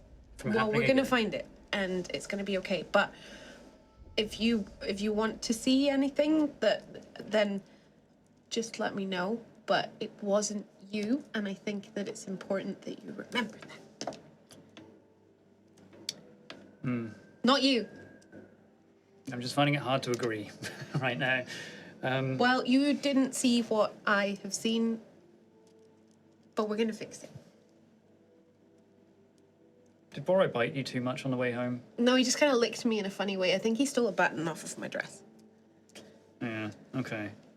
I feel I like hope he's he's got a okay. stash somewhere of just. He little absolutely things. does. I made one. Oh. Oh. He knows where it is. It's like, I like this idea that up in Xantheus's room, like there's a little- floorboard that like Xantheus is like in here. He's like teaching Borrow like you get and you lift it up and then you Lift put it it in. up, And go in inside there. is just like a collection of tons of shit, like loads of Rowan's pebbles that he's like, where are my pebbles gone and things like that. Like and then like like paintbrushes that Daisy thought she lost and like just Pouch of tobacco. yeah one of like If you find any crown steel, just hide it in here. go on That's go it, find buddy. it for me. Just comes back as like a mutated, enormous, like, I found it, father. But anyway, yeah. lovely. I just wanted you to feel. I'm sorry that we kept it from you, but we were trying to fix it, and maybe we should have just told you straight away. But we wanted to fix it. We've all made some pretty bad decisions in the last few months. I say we just tell each other everything ever. I'll try. I don't see you eating those pastries. He's like eating one. Yes. Dusts his claws. There's more where those came from. I'm shit picking tight. some up before we leave. In case we run out. Very well. I think maybe just after, if Daisy leaves again, like to go back and stay in the inn or whatever, there'd probably be a moment where Obsidias would probably like, whilst you're, it's like that quiet thing of like you're reading in like one corner and he's in like another corner reading, and he would probably just be like, You are quite fortunate to have friends and people that care for you like that. I've said many times before that I do not deserve them. Rarely do people get what they deserve, Xantheus. Enjoy it whilst you have it. The road, traveling alone, is lonelier than you can imagine. Rowan, anything you want to do? Ron is munching down a pastry, and he's walking out the back of Tyria's Rest and sees Gruff Hello. in his little sacred area. Yeah, And I think Rowan would go over, it's very cold. wrap up his scarf, and then offer a pastry to Gruff. Oh, thank you, boy. That's okay. Oh, dear. Oh, dear. Not used to it, are you? No, I'll get used to it. Actually, no, what am I saying? From the Azar Step. It's not that much warmer there. Anyway, I just want to say what you did today and what you've always done. It's heroic. Oh, I don't know about that. I don't know, I try to live an honest life. Well, that honesty has got you so far, and I think we all look up to you. And I don't know what we would do if you weren't around. So I just want to say thank you. Thank you for being a part of our lives, and I'm very glad you are.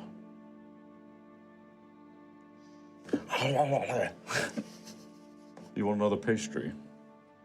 I think I do, son, I think I do. I've got one in here. Get back up in there. Daisy comes back. She's gone to a latte fun again and bought another coffee. All right, there is a limit to how much you can buy from a latte fun. It is sold out now. No She more. bought one more coffee Okay. for herself. Okay. And the only reason you know that she's home is because you see her running across the inn, just doing things, just like Doing zoomies. she's got the zoomies now. I think just two last things from Gruff, like probably before all this happens. Just like a little bit of housekeeping. Like he'd tell Teresa that we're heading out again. Maybe leave her a little stipend to help Yeah, with that's a the good shout, place. actually. 1 gold. 20 gold? Yeah, let's say 20 gold. I'll deduct it from my inventory. And then he would also speak with Squire Pascal and inform him. No, not the Squire. Well, the Squire, but like the other two, I keep forgetting her name. Sister Valessa and Sister Valessa. Therival. Then Therival, and would tell them about the remove curse to remove the psionic devices, because the two. And Squire Pascal, yeah, well, he can pass that on as well. He Yeah. didn't have one, but yeah. And then I would ask him to pass that to Colval and maybe ensure that the Colval citizens. Yes, we will send a courier. We can absolutely do that. Yeah, we should absolutely. We'll send a courier up to let them know. Although, well, no, I think I remember seeing like a priest or someone there of of Pyrrhus or Melia or someone there that should be able to help. And Sister Valessa will even say like, oh, I should be able to pray to Melia for that spell, and I can probably cast it on Therivala myself to remove it. So I can only. That will cost most of my magical energy for the day, but it should be doable. But thank you, Sir Gruffith, for telling us. Of course, it's a rather bothersome little device, isn't it? Yes. Are you? Do you plan on? Will you be here in Ashen Rest long? Actually, no. Plans have changed, and we're going to be heading out to the Suncrest Isles in the morning. I see. Oh well. Good luck on your journey then. Could I? If it is not too much of a trouble, we do not have most of our gold. We were expecting to go back to the Midnight City and stay there and replenish our funds. Would it be possible for Therival and I to stay in your residence whilst you're away? And Rowan steps in. Rowan. There's a payment for that, Oh, well, Lady Valessa. And I believe you have a bronze coin. Bloody hell. yes, I do. Then you may make your payment. He just wants you to use. You? I want you to use the clever toad. Please. Oh, right. What is this clever toad? It's over here. You take her to this horribly taxidermied frog and a wizard hat. Oh, it's... See, Gruff, I wasn't actually going to charge. Oh, so good. Okay, so She's quite convincing. Theraval's like, that is the ugliest thing I've ever seen. don't listen to Was that alive once? We think it might be more than one toad, actually. That makes a lot of sense, yeah. Yeah. No, I think it is wonderful. Yes. And what does it do? Does it play music? It tells you the future in prophecy. Oh. Okay. I've learned so much from this precious. Oh, you've gone for it. Oh, you know what to do. You've gone for it. It's obvious. It's like, put coin in. You're a natural. And she receives a prophecy from the clever toad. What's that then? Oh, you ass. You absolute ass. Mark, we've had a stressful day. Let's have a prophecy. Prepare for the Reindeer? coming of the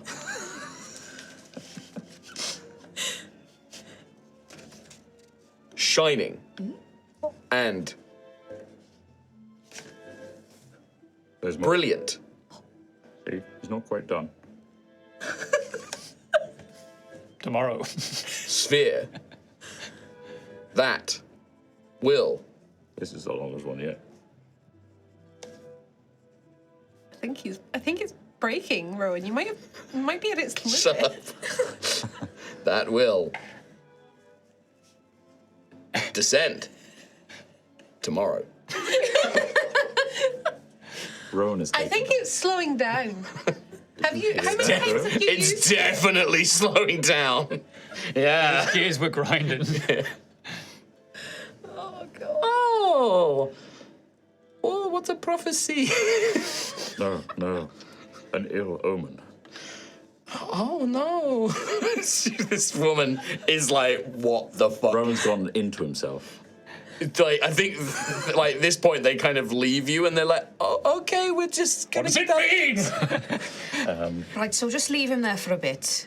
You can stay in my room if you want. And you're welcome to my room as well, you know, as you need. so they'll sort of stay here and sort of help Teresa and things like that as you guys go on. Because they have no money to keep staying at the inn, so they're like, we need somewhere to stay. So they're going to stay here. Right, with that, we are going to take a break. We've already run a little bit over, but I think very fitting. Yep. We will see you in part two. Bye-bye. Welcome back to part two of Altheya, the Dragon Empire. Our heroes have had a very tense confrontation with Lord Obsidias, the red and black draconic lord, son of Duke Ignarius. And they have come out of it unscathed. Having convinced Lord Obsidias not to kill Xantheus, and that indeed they should seek help to try and prevent the control of Sovereign, and to further investigate this change of affairs, Obsidias has agreed to take them to see his mentor, who taught him much about magic, in the hopes of finding further answers. Keeping Xantheus in the Ducal Palace to keep an eye on him, whilst the rest of the party finished up their business in Ashen's Rest, which included a lovely date for Sister Ophelia and Ilana Vidante. But as we arrive, and I think we will just sort of skip ahead and cut to you guys arriving back at Lord Obsidias's study in the morning. Do I get anything from the books I read? Any particular juicy tidbits, or is it? I think that you don't find any sort of historical event or recollection similar to what the new information you've received. Like no possession It seems like the people, the dragons, Galvasar and his followers, and even like mortals who managed to sort of become mutated and warped, because most of them who were serving Galvasar did eventually become corrupted as well. Yeah. They were still themselves. They weren't taken over. There's no reports of golden lies or anything like that. Yeah. It is instead that they were driven to fulfill sort of their ambitions and their thirst for power and things like that. You would learn that Sovereign, as a creator deity, there is not a lot written about them because of the events of the Equinox War and the Bright Storm. Sovereign, sort of worship of Sovereign was outlawed. So that because there was a fear that worshipping Sovereign would strengthen them again. I see. And allow them to escape from the crown. And so for a long time it's been outlawed, and that reminds you of that church in the Ash Hills with the Reclaimers, where they were very much worshipping Galvasar and everything else. Burned it, mate. Yeah, burned it. In terms of, there's no mechanical, I would say no real strong mechanical benefit to no, this. that's fine. It just But definitely, like, you do pick up a few things. It's a fly, a big dire fly. Yeah, a dire fly. Buzz, buzz. Buzz, buzz, buzz.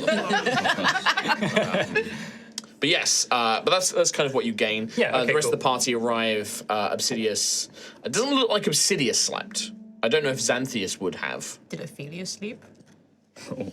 Right. How late was she out? That is your choice. As a DM, especially in romance scenarios with NPCs, I sort of give you full control over this. Ilana is definitely receptive to the idea of maybe being invited back to the inn, or perhaps you going back with Ilana, but doesn't make the first move. Is sort of waiting to see what Ophelia suggests. I was just things like thinking that. more in terms of just not Or necessarily like how late. how late we are out. Like Oh, I mean, Ilana definitely will want to stay out late. we late people. Yeah. Yeah. Okay. Like, not like you're not. This isn't a big city, so it's not like you can go out like there's clubs and parties and bars and things like that to go around. But like you can stay up drinking late in the Grumpy Hog. Like you can go for nice nighttime walks around. That kind of stuff for sure. Yeah, they would have done that then. Like Okay, great, Late lovely, night. late night. So So if you it's got a some bit sleep, tired, but yeah, a little tired. Yeah, love that. Dance. we dance. There would be a dance, I think so. Like maybe in like one of the inns or something like that. There's definitely someone playing music. So, yeah. Everyone's. Did you see her ankles? I always see her ankles. They're always out. Scandalous. Damn. Very scandalous. It's scandalous. Oh, she's great. Oh, she's so great. Don't you gonna make me yawn? Right. Stop it. Sorry, I'm ready.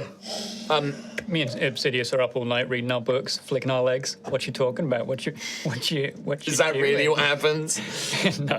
It's interesting though. Does Xantheus try and sleep after everything that I happened? tried to. Like, there was a suggestion that it would be best for me to do so. More so you didn't talk. Yeah, more so I didn't talk. Yeah, but like it would have been exhausting just the pressure and the fear of that small moment.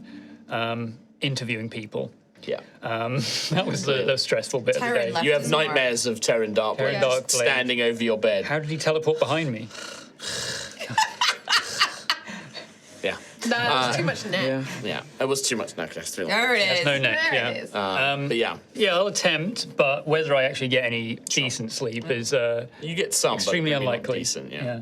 You all arrive back. Obsidias waiting for you. You can see that the circle of runes on the ground, he does not seem to be using that. He will say, I should warn you now, I am going to teleport us to Scaratalos' tower. However, whilst I am very familiar with it, there is a chance we may be knocked off course ever so slightly. He is on an island. At worst case, you will get a bit wet, and then I will collect you and we will fly there if necessary. But I should warn you in advance that it is a small chance. Gruff's not gonna be happy if he gets wet. He'll love her. You do realise I'm a fisherman. Yeah, but it'll take ages to dry. My livelihood is on the sea. But it'll take ages to dry. it's not really been a problem for me before. Okay. All right. With that, Obsidias will just simply instruct you all to gather and to just gather around him, basically. I think Oh, here we go again. I'll like hold hands out for people to hold, maybe one to Ophelia, one to Gruff. We'll get a giant dragon on a boat, or maybe you know, like last time we teleported, there was a big yacht near on a boat. Oh, yes. God The Rock. stone. Rock God. I used my sister's stone before. Yeah. Yes. I would be interested to learn of that when we are done with our business, but Really cool. I would recommend you all prepare yourselves. How? I hold my breath, cross my eyes. You've Think never needed to do that before. It's always really weird, and I don't know if there's a better way to get myself ready to What brace would you for usually it. do before you get plunged into water? I don't know. Just in case that happens, I'm going to hold my Cross breath. my eyes. Cross my eyes. Hold no breath. Hold my breath, cross my legs. I'm at weed. We will. I've read. Oh, we're already weed. So, If I'm bigger, do I wee more? Important questions, Chris Trott, thank you. Obsidias is going to cast Teleport. Now, because this is not a link, he does not have a linked object or a permanent circle, this does have a chance of going off course. It's a 25% chance of things going wrong. That's quite high.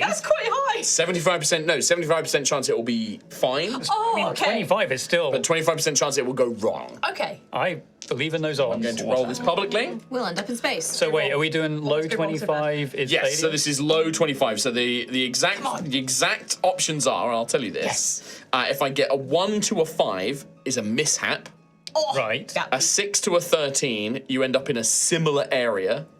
Okay. 14 to 24, you are off target. 25 or higher, you are on target. Okay, okay.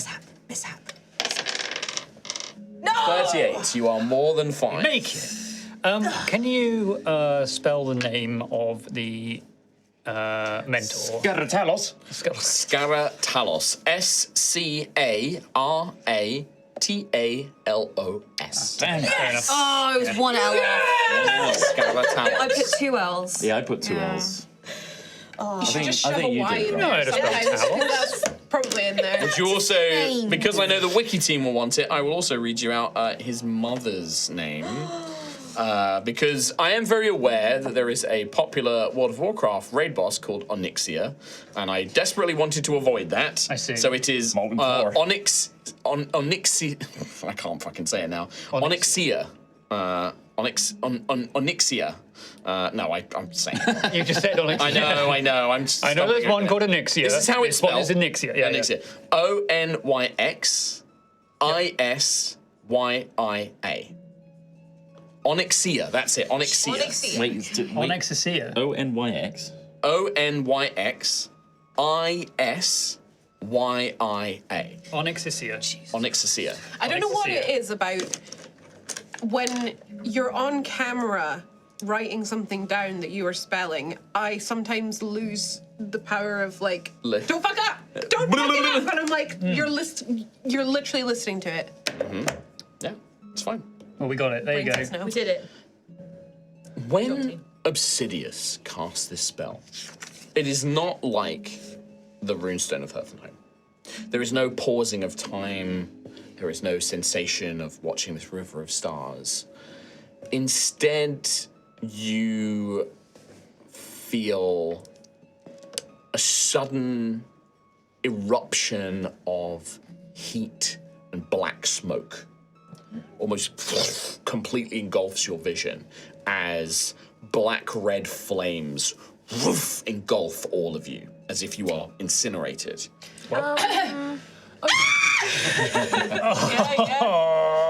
You Sorry. feel My yourselves Screaming. almost ripped into like a whirlwind, a firestorm almost, as you fly up through the tower, out of the large dome, and a speed greater than you can imagine, similar to the speed of when you were traveling via the boat, the longboat. You begin to sail across the sky, the land passing rapidly below you, as eventually it becomes open ocean, and then You land, the firestorm slams into the ground, and you appear in that same sort of eruption of this black and red flame that immediately dies out as you land on a sort of little rocky outcropping of a quite small island. It's not a huge island. There is enough where you can see as you land. The first thing that comes to mind is the enormous circular building that rises up before you. You can, as soon as you see that, you can see that it's beautifully carved, ornate stonework. You can see sculptures of dragons, of engravings of the stars, and everything, and all around the outside of it, with a beautiful kind of tiled dome roof, from which a large metal cylinder sort of seems to be sticking out. It's an observatory. What you also notice is that there, at the very base of this tower, there is a small village of little houses, perfectly sized for kobolds, say, of that size. No more than sort of like 6 little huts with a few communal buildings and things like that, maybe scattered around. You can see the remnants of a campfire and things out here. And then also a small jetty, like a dock nearby, that seems to stretch out into the open ocean, which you now look around is all around you. I imagine that for a lot of you, this will be your first time being this far out at sea. I know that obviously for Gruff, you have seen the ocean plenty of times. I imagine Rowan may have traveled on his travels, seen the coast, and Ophelia, obviously you remember the treacherous and rather, it's terrifying journey across the sea coming from Osseous. But maybe for Xantheus and Daisy, this is your sort of first time seeing it. And I can't see it right now. She's on the floor, curled up in a ball with her eyes closed. There you go. You can't see nothing. And this is fire. This is like way off now. Like the map we have of Cauldron. Yeah, map you are is no now- longer in Cauldron. We're not. You are no longer in Cauldron. Yeah. Those of you who do look around can see that there is a sort of glitter to the sky and the sea around here. Like there's almost this sort of effervescence twinkling to everything that seems to almost permeate the ocean and the land and everything around here. But yeah, you arrive in place. Never feels good. Please tell How's it me. different again? Please tell me this is the right place, Obsidias. Yes, we are here. The spell did not falter. Daisy. Daisy. It's okay. It's okay. It was so fiery. It's all right. It was so fiery. It wasn't You're real. right. I don't like fire. It wasn't real. My Okay. apologies, my dear. Okay. My draconic essence. That's okay. Covers the It's not your spells. fault. It's all good. Oh, look, water. Cool. Yeah, great. We are here. This is my mentor's home now. Before we step inside, please let me make one thing very clear. Scaratellos is a very old dragon. They are of the first generation. They were sired by the Dragon Empress herself. So I say this, and he looks at Xantheus. I beg of you, show respect. Do we As you would to an elder. Okay. Do we is it a name that we would have heard before, or do we even know how many of like the first generation of dragons maybe? There were a lot of them. So the first generation generally refers to the sort of first set of wormlings that the Empress kind of gave birth to. Yep. Yes. I tried to use a fancy word. I couldn't even tell you. But it's not just like the first batch of eggs, it's like the first couple of batches. So it's the dragons who kind of all grew up together, and then the Empress took she would wait a long time before giving birth to a new set, so that there was a staggered sort of like generations of them, and then they could all start sort of having children, and then it would kind of spread out. Yeah.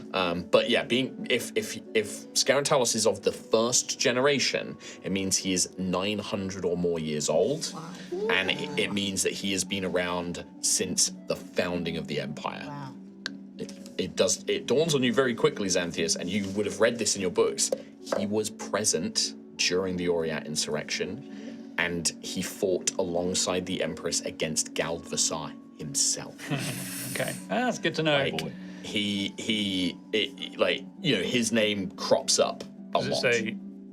Did it say what type of? I could just ask, I suppose. But did it say what type of dragon he is? Yeah, in fact, you would have read that he was indeed a bronze dragon. Okay. He was one of the bronze dragons were very split. Many of them did join Galdvasar. Okay. But it's believed that his, being the first generation and being direct, he's protected his mother basically. Like he was firmly on his mother's side. Yes. Okay. Galdvasar was also first generation. So they had grown up together. The first gen's always the best gen, though.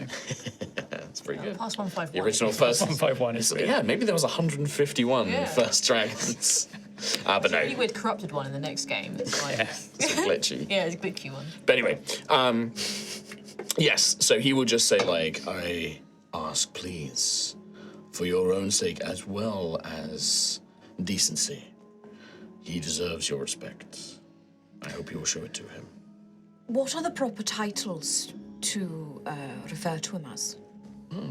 No different to my father, I suppose, your Draconic Majesty, my Lord Scaratalos. If you really wish to impress him, refer to him as Second Magister of the Academia. Second Magister of the Academia. Yes. Second Magister. And how long was he your mentor for? Since I was old enough to manifest magic beyond that of which normal dragons have access to.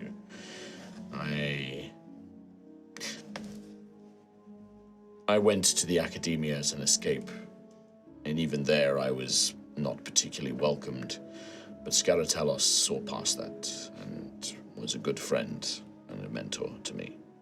It is thanks to him that I made my way back into the world and made peace with my father and many others. He is the wisest and smartest dragon or being that I know.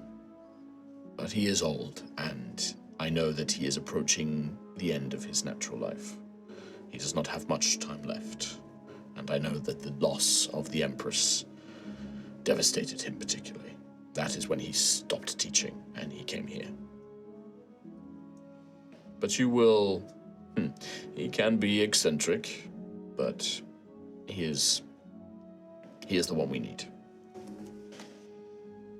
Yeah, I'm looking at this mega tower in the middle of this island, yeah. It's kind of very similar in size to Dominus Ignarum, the Ducal Palace, but maybe just the central area where you guys have been.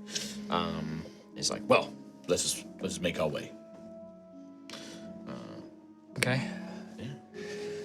He will lead you round, and you can already see scurrying from their little village a number of these tanned, coppery-coloured kobolds come running around, but they are wearing warm weather gear. And that's the other thing, is it's summer, you're in the Suncrest Isles, it is blazing hot out here. It is tropics level, quite high humidity as well. So these kobolds have sarongs or little skirts on and things like that. They wear sandals. They don't have boots or anything like that. And they sort of come up and you can see they sort of who goes there? Who's there? Who's there? Oh, it's it's young Master Obsidias. Oh, marvelous, marvelous. Oh, it's been so long. They kind of scurry up and they make their way, and they're just hello, welcome everyone, welcome. They sort of bow their heads. You are here to my young Master Obsidias. You are here to speak with the Lord.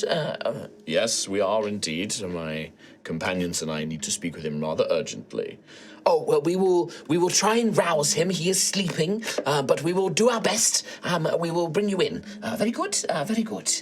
Yes. And they sort of scurry off. And they bring over as well, a couple of them bring over, you can see they kind of scurry out the huts, and they have, drinks, cooled drinks, and they use little cantrips like Ray of Frost, and they, a drink. It's very warm. Stay Stay hydrated. Stay hydrated. He's got his sunglasses down. Yeah, it's for Ophelia. This is like oppressively hot and oppressively bright. Gruff's holding the drink to his head. Yeah, He's molting. Yeah. Not molting, he's like, all his mane is just. yeah, it is, Yeah. and well, it's humid as well, so it's like frizzing up something rotten as well. Tail's drooping a bit. Yeah. Yeah, I think the only one who's probably very comfortable is Xantheus. This is like, Yeah, this is great. warm weather, Got- no problem. Yeah, I've got that fire resistance. I'm fine, which is good because I couldn't take my shirt off if I wanted to. It's true. Sun's out, Although guns it stay does in. keep happening. Huh? It happens an awful It's okay. lot. I can mend this one now. It's fine. Which I have done, by the way, just for clarification. It's not just crack Hang steel. loose, Yeah. yeah. The kobolds will say like, "Oh well, young Master Obsidias, if you wouldn't mind, he hasn't shaped the tower for us for a new entrance yet. So would you mind taking the roof entrance, and we will take your companions up through our entrance, if that is all right?" And he will say, "Very well." He will sort of look in Xantheus' direction and then look at Gruff. "We will be separated only a moment, but I will see you inside." And you see him take a step back as he transforms into his draconic form. And then takes up into the air and begins to fly up into the main entrance. Oh, wow. Dragons. He's on an island, guys. Like, where's he gonna go? I go around the full circle. I'm like, The kobolds here, who I actually realized I didn't actually come up with was gonna ask you their for name. names. These guys would be. Coco Cabana. Damn it! I'm gonna struggle not to have that in my head now. this one's Pina, this one's Colada. Pina. Pina, yeah, maybe Pina. Margarita. They are the Karakoro clan. Karakoro. The Karakoros. Karakoros, Yeah. nice. And they have individual names as well, but they're they introduce themselves as the Karakoro clan. What did you mean by he shapes the tower? Oh, well, our master Scaratellos has been meaning to expand the island and add entrances for Ilkir and things like that to come in, but he's quite forgetful, and sometimes he just doesn't want to do things. You know, sometimes he wants to do it, but then he just can't, and we just sort of let him get away with it, really, because he's quite old. It's understandable, really. Yes. But it's only really when we have to bring in supplies, which these days is very rare. He has everything he needs up there. And if he needs something that desperately, well, he just sort of magics it when he needs to anyway. Does he get many visitors? Now and then, I'll be honest. It's been a long time, at least a year or more since we've really seen anyone. Young Master Obsidias comes by sometimes to check in or ask matters of research. Sometimes some of the other bronze dragon hosts send somebody over to inquire. They're always petitioning him, saying, "Please, come back. We want you to, we need to think of you. You would make an excellent advisor to the Archdragon," and, we always have to send them off. Our master's not very interested in it. But yes, it's very rare, I must say. You must be quite the privileged guests of young Master Obsidias. Well, hopefully he's in good spirits for our arrival. Yes, I imagine so, yes. Was that an actual hesitation on his part? Or, 'cause No, I'm- that was me writing this kobold's name down. Okay, because I'm almost I was almost teasing the idea of like, is this an easily enraged kind of dragon? Or No, like, they're sort of like, no, yes. The only difficulty will be rousing him. It's very hard to get him to wake up these days. Once a dragon reaches a certain age, they're very difficult to rouse from their slumber until they want to. And, our Lord does like sleeping in. I think it's been, a week and a half now? a week and a half. Oh, Yes. I'm not that bad. what kind of things normally rouse him? What does he enjoy? Well, the truth is, often we just let him sleep until he wants to get up. fair So, but in an emergency, well, we've sent the chefs off. They're going to cook his favorite meal, roasted dolphin. Right, okay. We'll fetch that up. We use a lot of different herbs and spices to sort of really make it pungent. And then sometimes music will work as well. He loves his music.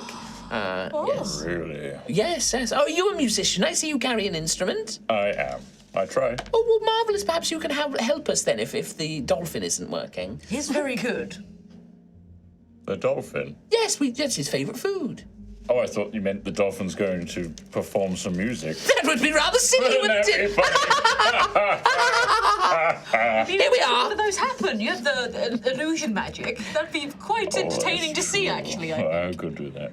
But they take you up, and you can see outside the tower there's like a little staircase that kind of spirals up. And you guys go up like several floors.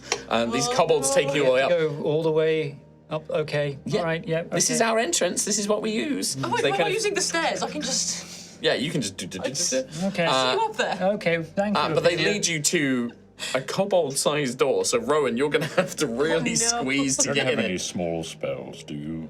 No, we don't. We're not. We've got a few cantrips and things like that, but I'm afraid we're not really spellcasters ourselves. All right. I'll do some stretches first. Well, if need be, we can fetch some grease to help grease you in. I'm okay. Okay. Yeah, I think Well, I'll... let's start. Did I hear Rowan in Greece? I'm coming back down. But yeah, you are led to this and Rowan, you do it, but it's pretty dicey at one point. All right. I'll get through it. Because then also the rooms beyond are also kobold-sized rooms, at least in this Oh, part. it gets smaller. So you have to army crawl your way through some of these rooms. Like Solid Snake. Yeah, That was on the floor. But you all manage to squeeze your way through, and even Xantheus and Ophelia, you're definitely hunched over. But eventually you come out another one of these kobold-sized doors into an enormous cavernous chamber. And there's almost a sense here of it being a big grown-up playroom, because you can see that there are tables, massive tables covered in games. You can see that there is just a pile of cushions next to a large round window that just are laid on the floor, and then there are just books half open everywhere. You can see that there are half finished huge chalice drinks just kind of scattered around. Nothing, you realize, by the way, is for humanoid dragon proportions. Everything is dragon proportions. So there is a chessboard on a massive table, but it's enormous, you would have to physically pick up the pieces with both hands and things like that. There is a table with a Dragonante card game, but the cards are enormous oversized cards and things like that. You also notice that there are plenty of magical servants and things like floating lights. You can see that there are magical creations that are tidying up or moving things around, as everything is painted in quite bold colors as well. The walls are almost like a night blue with golden stars kind of painted all over them. It's quite eclectic. But you are kind of taken inside this giant games room, and the little kobold that you've been speaking to, who is Tana Karakoro, will basically say to you now, we could leave you here whilst we try and rouse the master, or we could take you up there. If you are a musician, it may be quite useful to have you on hand. I'm willing to help. Are there any more small doors? Oh, well, no, it's all big from here on in. This great. is all for the master now, so... I'm more than happy to lend a hand if you think it would help. Marvelous! Oh, wonderful. Well, just accompany us over here, and she leads you to what appears to just be a disc of air hovering, a few inches off the floor, and you see Tana. She hops onto it, sort of scoots over, and it's come on, and sort of gestures for you to follow. As you basically end up standing on nothing, and it begins to levitate and leading you up into the tower. Somehow feels worse than the teleport. As it takes you up into the next floor, the next kind of level of it, you find yourselves in an enormous almost sultan-like chamber. There are silks draped from the ceiling, huge cushions, like dragon-sized cushions everywhere. There's a heady kind of perfume scent everywhere, and lying in the middle of this room, and you can see that there's probably more floors up above, and in fact that's where you think the observatory is, but lying in the middle of this enormous chamber is a huge, I mean gargantuan, bronze dragon sleeping. His horns almost form like an arch, and you can see that there is a glowing rune in between his horns, and in fact smaller runes almost spill off of it like rain and then fade away. Huge whiskers, like catfish whiskers, like droop down, and as he breathes in, the whiskers kind of like wave to the side, and you can see his enormous belly rising and falling as his tail kind of curls around, gently swaying to and fro as well, slithering around on the floor like an enormous snake. You can see that he has like fins, like frills, kind of like some of the metallic dragons have, all along his arms, these huge claws, and he's also wearing not clothing, but he has like giant necklaces or like almost like strips of cloth, reminiscent of like a mage's robe, but imagine just chunks of it rather than it being a full garment. You know, wraps around his like forearms with a very mystical looking bracer and things like that. And he's just... And you can see the kobolds have brought in a huge skewer with a roasted dolphin smothered in like herbs and, you know, flowers, and they're like wafting it, very Monster Hunter, like the Palicos in Monster Hunter. They're like wafting it in front of his face, and it seems to be having no effect. And you see the bronze is like, Tanner, it's not working, as they sort of like gesture to him. If he doesn't have sleep twitches. From above, a very humanoid Obsidias just levitates himself down and joins you. I see that he is sleeping. Well, Tanner suggested there would be a way to rouse them, but I think, Rowan, do you have a song for this, or? No, but I can try something, I guess. See what comes to mind. That seems like a good idea. I am no musician. All right. Yeah, he'll get out Sostenuto. Sure. And Bardic Inspire. He can't Bardic Inspire himself. You can, I think. Can I? Yeah, I think so.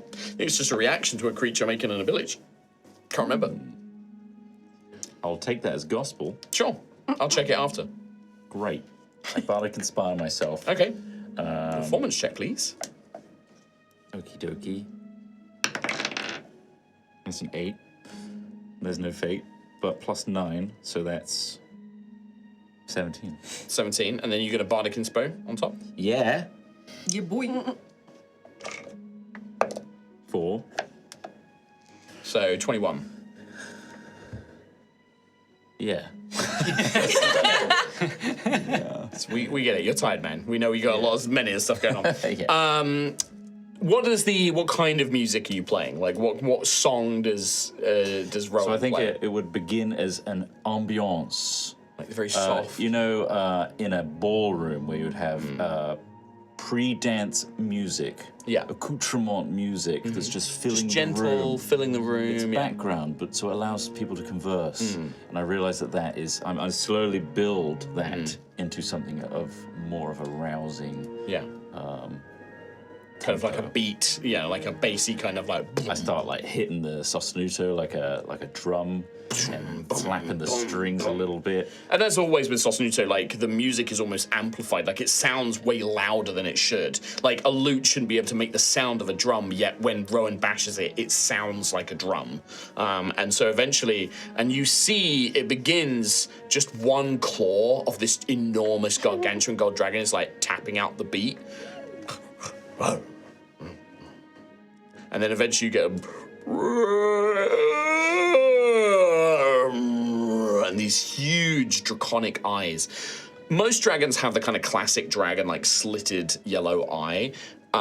This dragon's eyes, Scaratalis' eyes, glitter. They're like pearlescent, and there is no slit to them. They're just pure blocks of color.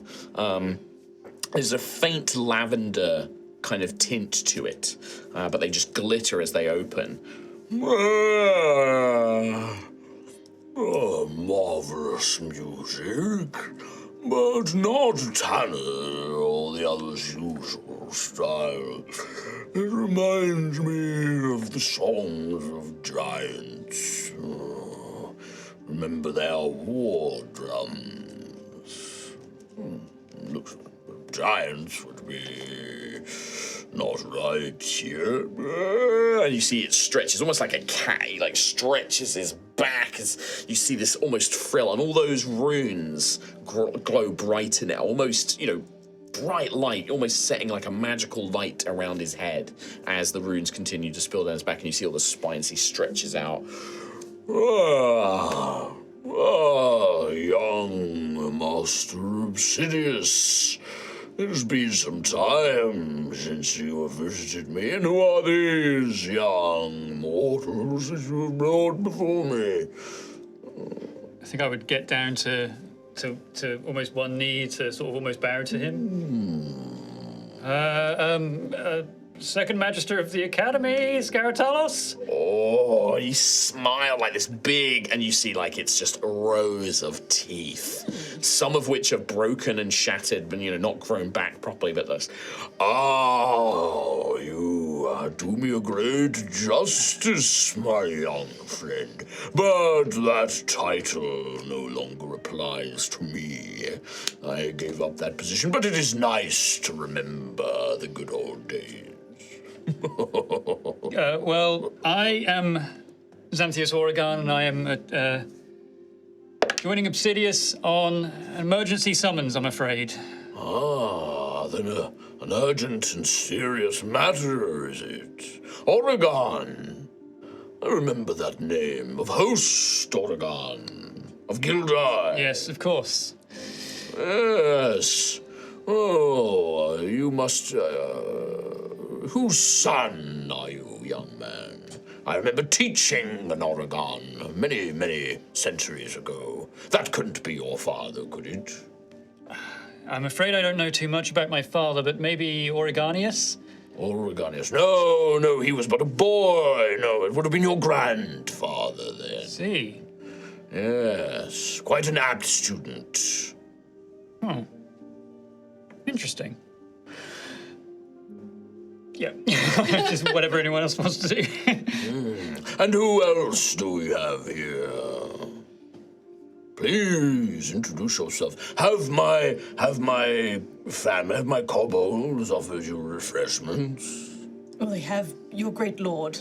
The good. I am Sister Ophelia Delarosa of the House of Blood. I have come all the way from Osseus. An Ossian. And he will speak in Ossian. He will say to you, like, I welcome you to my humble home, daughter of blood and bone. Please, you are a welcomed guest here. Have no fear. Ophelia will bow deeply and speak back in Ossian. Your welcome is greatly appreciated. he nods his head. Pleasure. Your Draconic Majesty. The musician. Yeah, that's me. Sorry about the giant music. I appreciate that. No, it is, my feud with the giants was long ago, and peace has been made since. It is nostalgic to remember some of their drums. Great, because that just kind of came out. I'm Rowan. Hello. That's all I am. I'm sure there is far more to you, my mysterious friend, but we will get to that. A pleasure. You are most welcome here. Thank you. What about this delightful little one? Hi, Your Draconic Majesty. I'm Daisy Thistleheart. It's a pleasure to meet you. Daisy Thistleheart, a lovely little name. Welcome, my dear, welcome. I hope you enjoy the climate of the Suncrest Island. It's lovely here. It is. I enjoy it very much. The feeling of the sun on one's scales. It is good to feel warm when you are old. And what about you, my frosty friend? Gruff will creakily get down on one knee. Your Draconic Majesty, Hello, my name is Griffith of Tremoro, Knight Errant of the Order of the Loyal Hounds. Knight Errant, the Loyal Hounds. I must admit, Sir Griffith, I am not so familiar with the knightly orders. What is the mission of yours? We are an order of older fellows. Older? But you are barely, what, 50, 40? I am considered older to the mortals. I suppose, yes. Certainly to these young whipsnappers around here.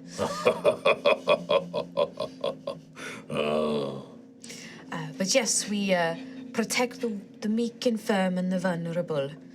We guide, we walk with them, we bring comfort to them. Now that sounds like a marvelous knightly order. Far too many concerned with glory and quests and slaying of monsters. Not nearly enough to looking to the wisdom of the elders and protecting those in need. A very noble endeavor. Thank you, my lord. Oh, you are most welcome. Now, you speak of urgent business. I kind of like look to Obsidias.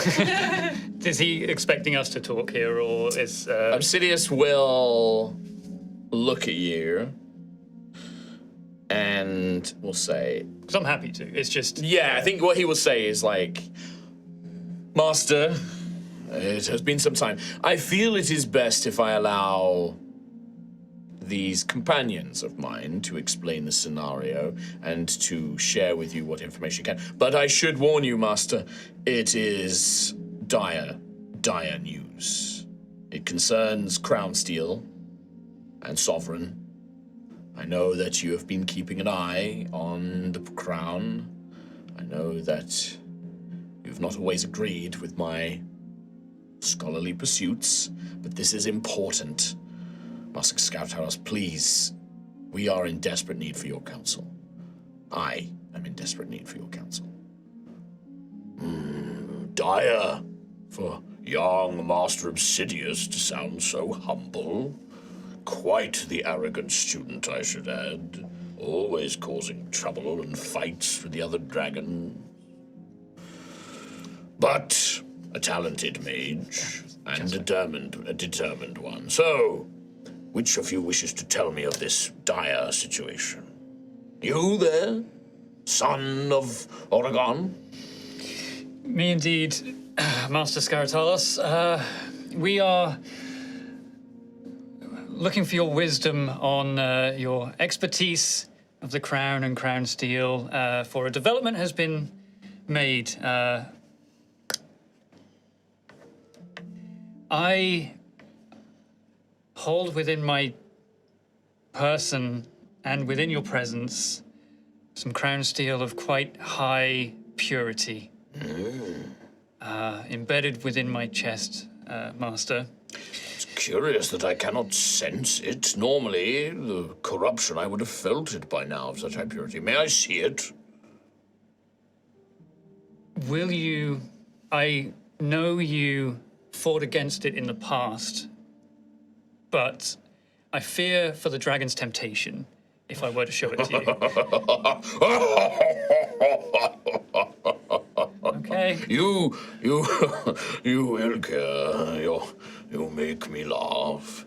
My boy, if I wished to be taken in by Crown Steel, I would have given in 400 years ago, and I would have done great damage to this world. Believe me, my days of being tempted by Sovereign's glint are long past. Good. Okay. Yeah, in that case, I'll stand and, same as I did before, sort of cut along the front of the Reveal it. shirt and, yeah. He never takes humanoid form, by the way. Like, he's dragon the whole time you're having this conversation, and he brings his enormous face down towards you, and like put a hand up and say, and I think Obsidias might even like, try not to get too close. It's been reacting in a strange way recently. That is interesting to know. Curious, these runes upon your body, are you aware that they are awfully similar to the runes that we bronze dragons carry. I had no idea.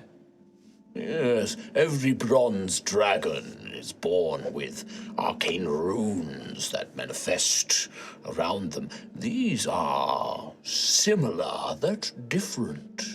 Perhaps there is some bronze dragon lineage within your line somewhere. Curious. They are doing a marvelous job of keeping the alteration field at bay. It is keeping it within your body. That must have manifested in some mutation.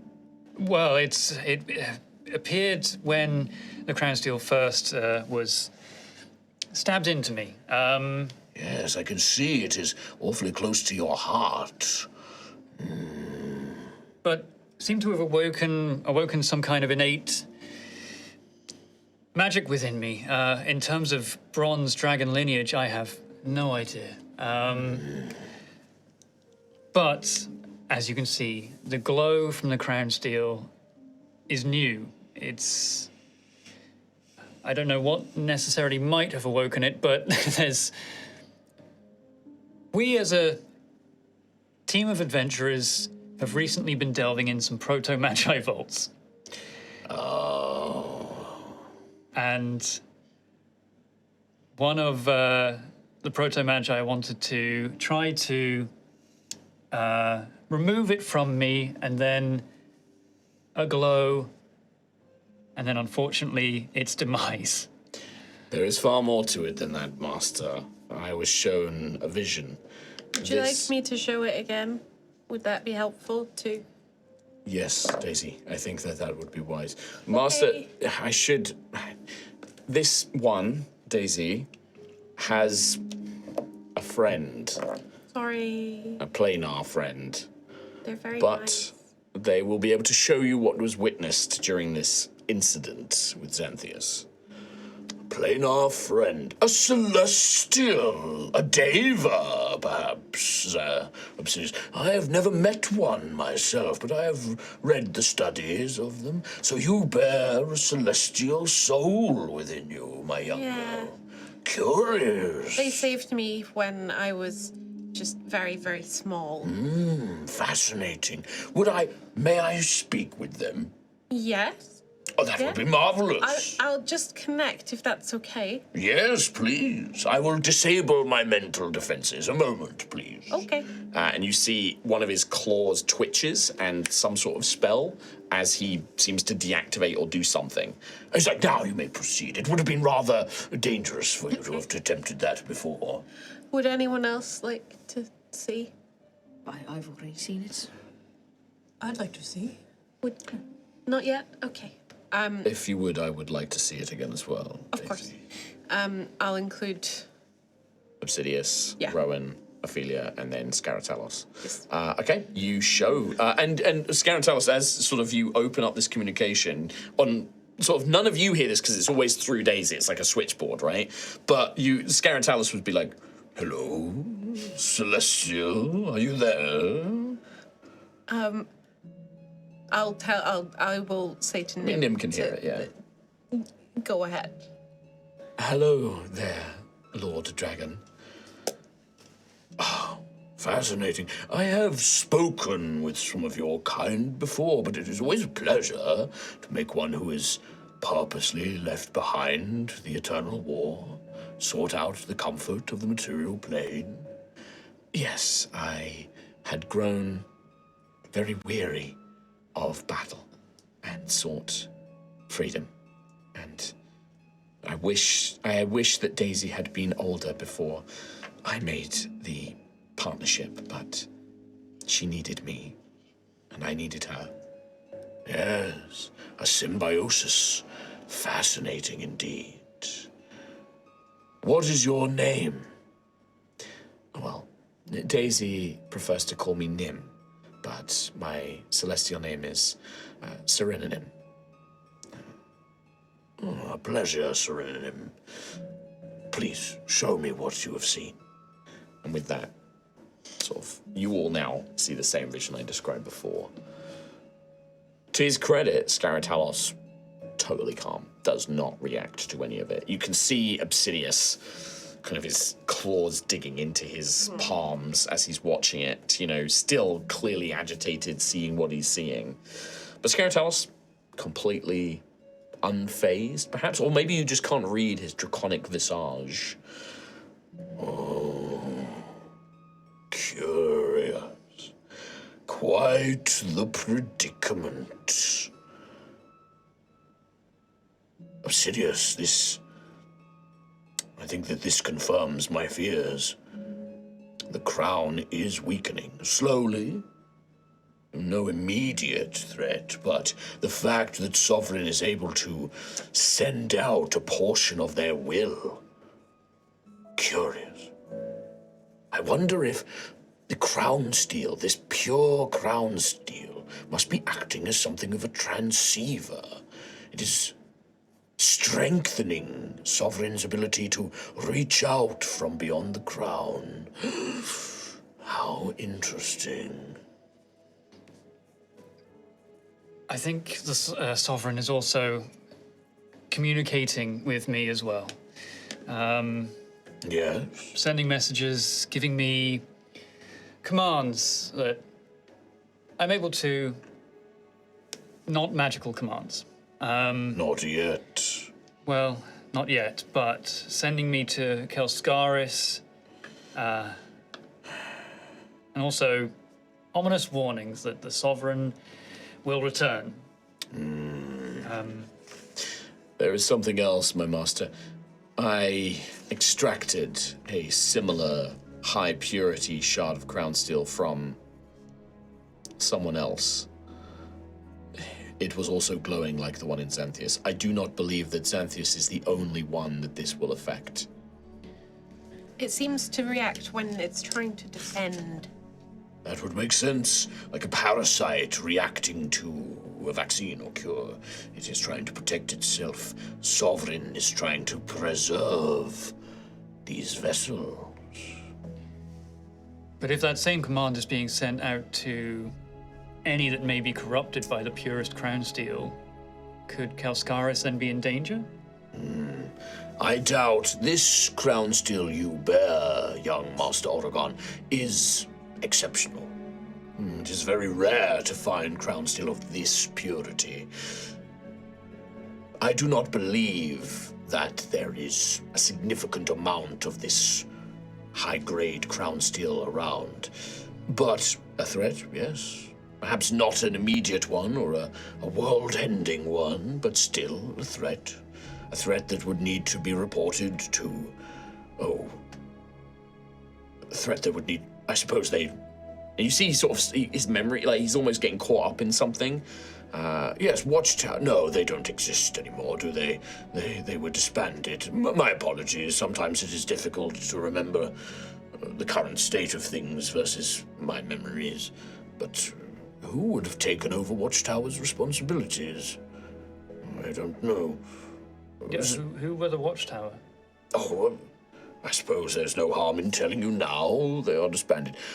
My mother, the Dragon Empress, she established an organization. It began a long, long time ago as an order of knights, the Order of the Watchtower. And it was their duty to look out and within, and to protect Ilmera and the Empire from threats.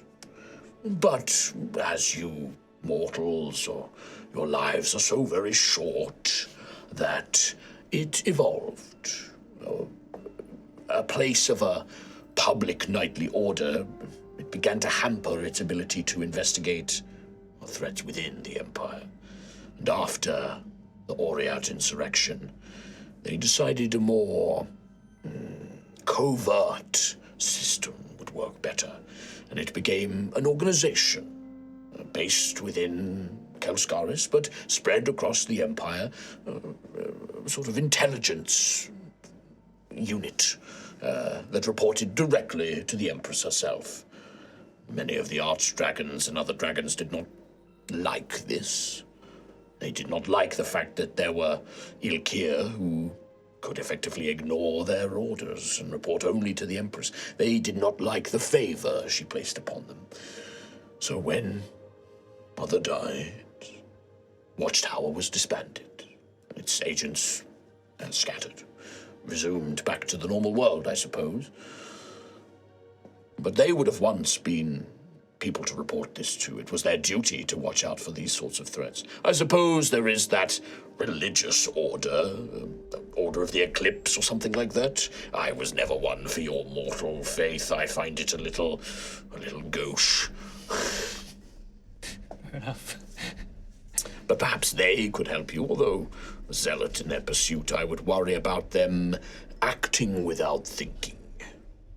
You would need a rather shrewd member of it, I think, to help manage this properly. But a threat, yes, it is. Imagine it, these transceivers. I believe that you were not the only one being spoken to, Xantheus, by Sovereign. But there is a chance. You say that you have been receiving commands, suggestions. Direction, more than anything. I fear that as Sovereign grows more desperate, they will not be guidance, but orders. And perhaps if you resist those orders, they may not let you say no. Imagine almost slivers of Sovereign's power, tiny pieces of a god, infusing your body, taking control.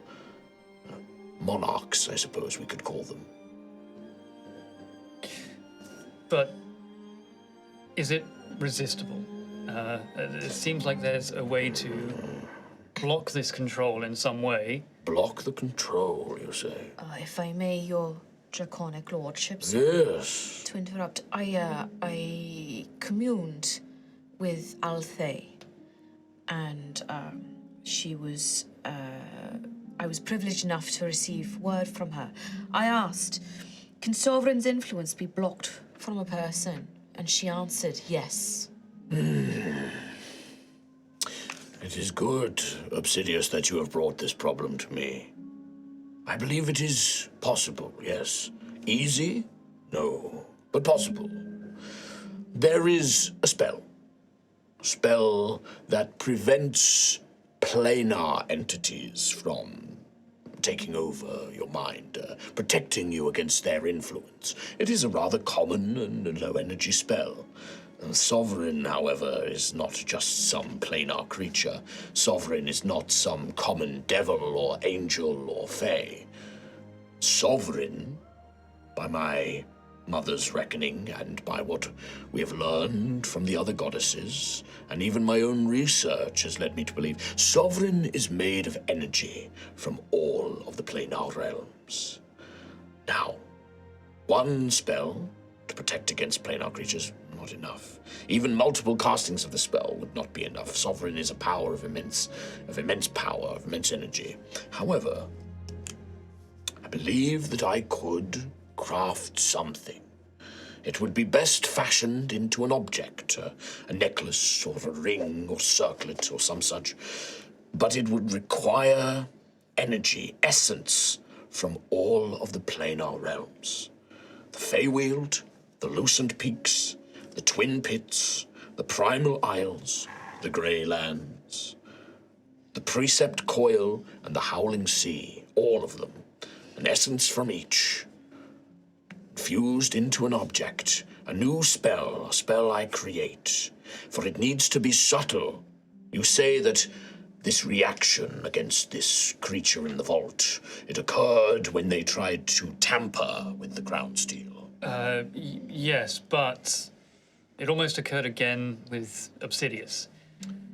I attempted a spell on Xantheus that of my own creation, Master. A spell that would track him and his location, but also forewarn me should he make use of the crown steel's properties. Oh, Obsidias. That's a little much even for you, isn't it?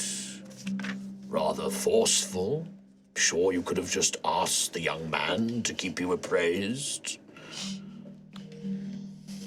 Yes, Master, but given the incidents, I felt it proper to keep a closer eye on him.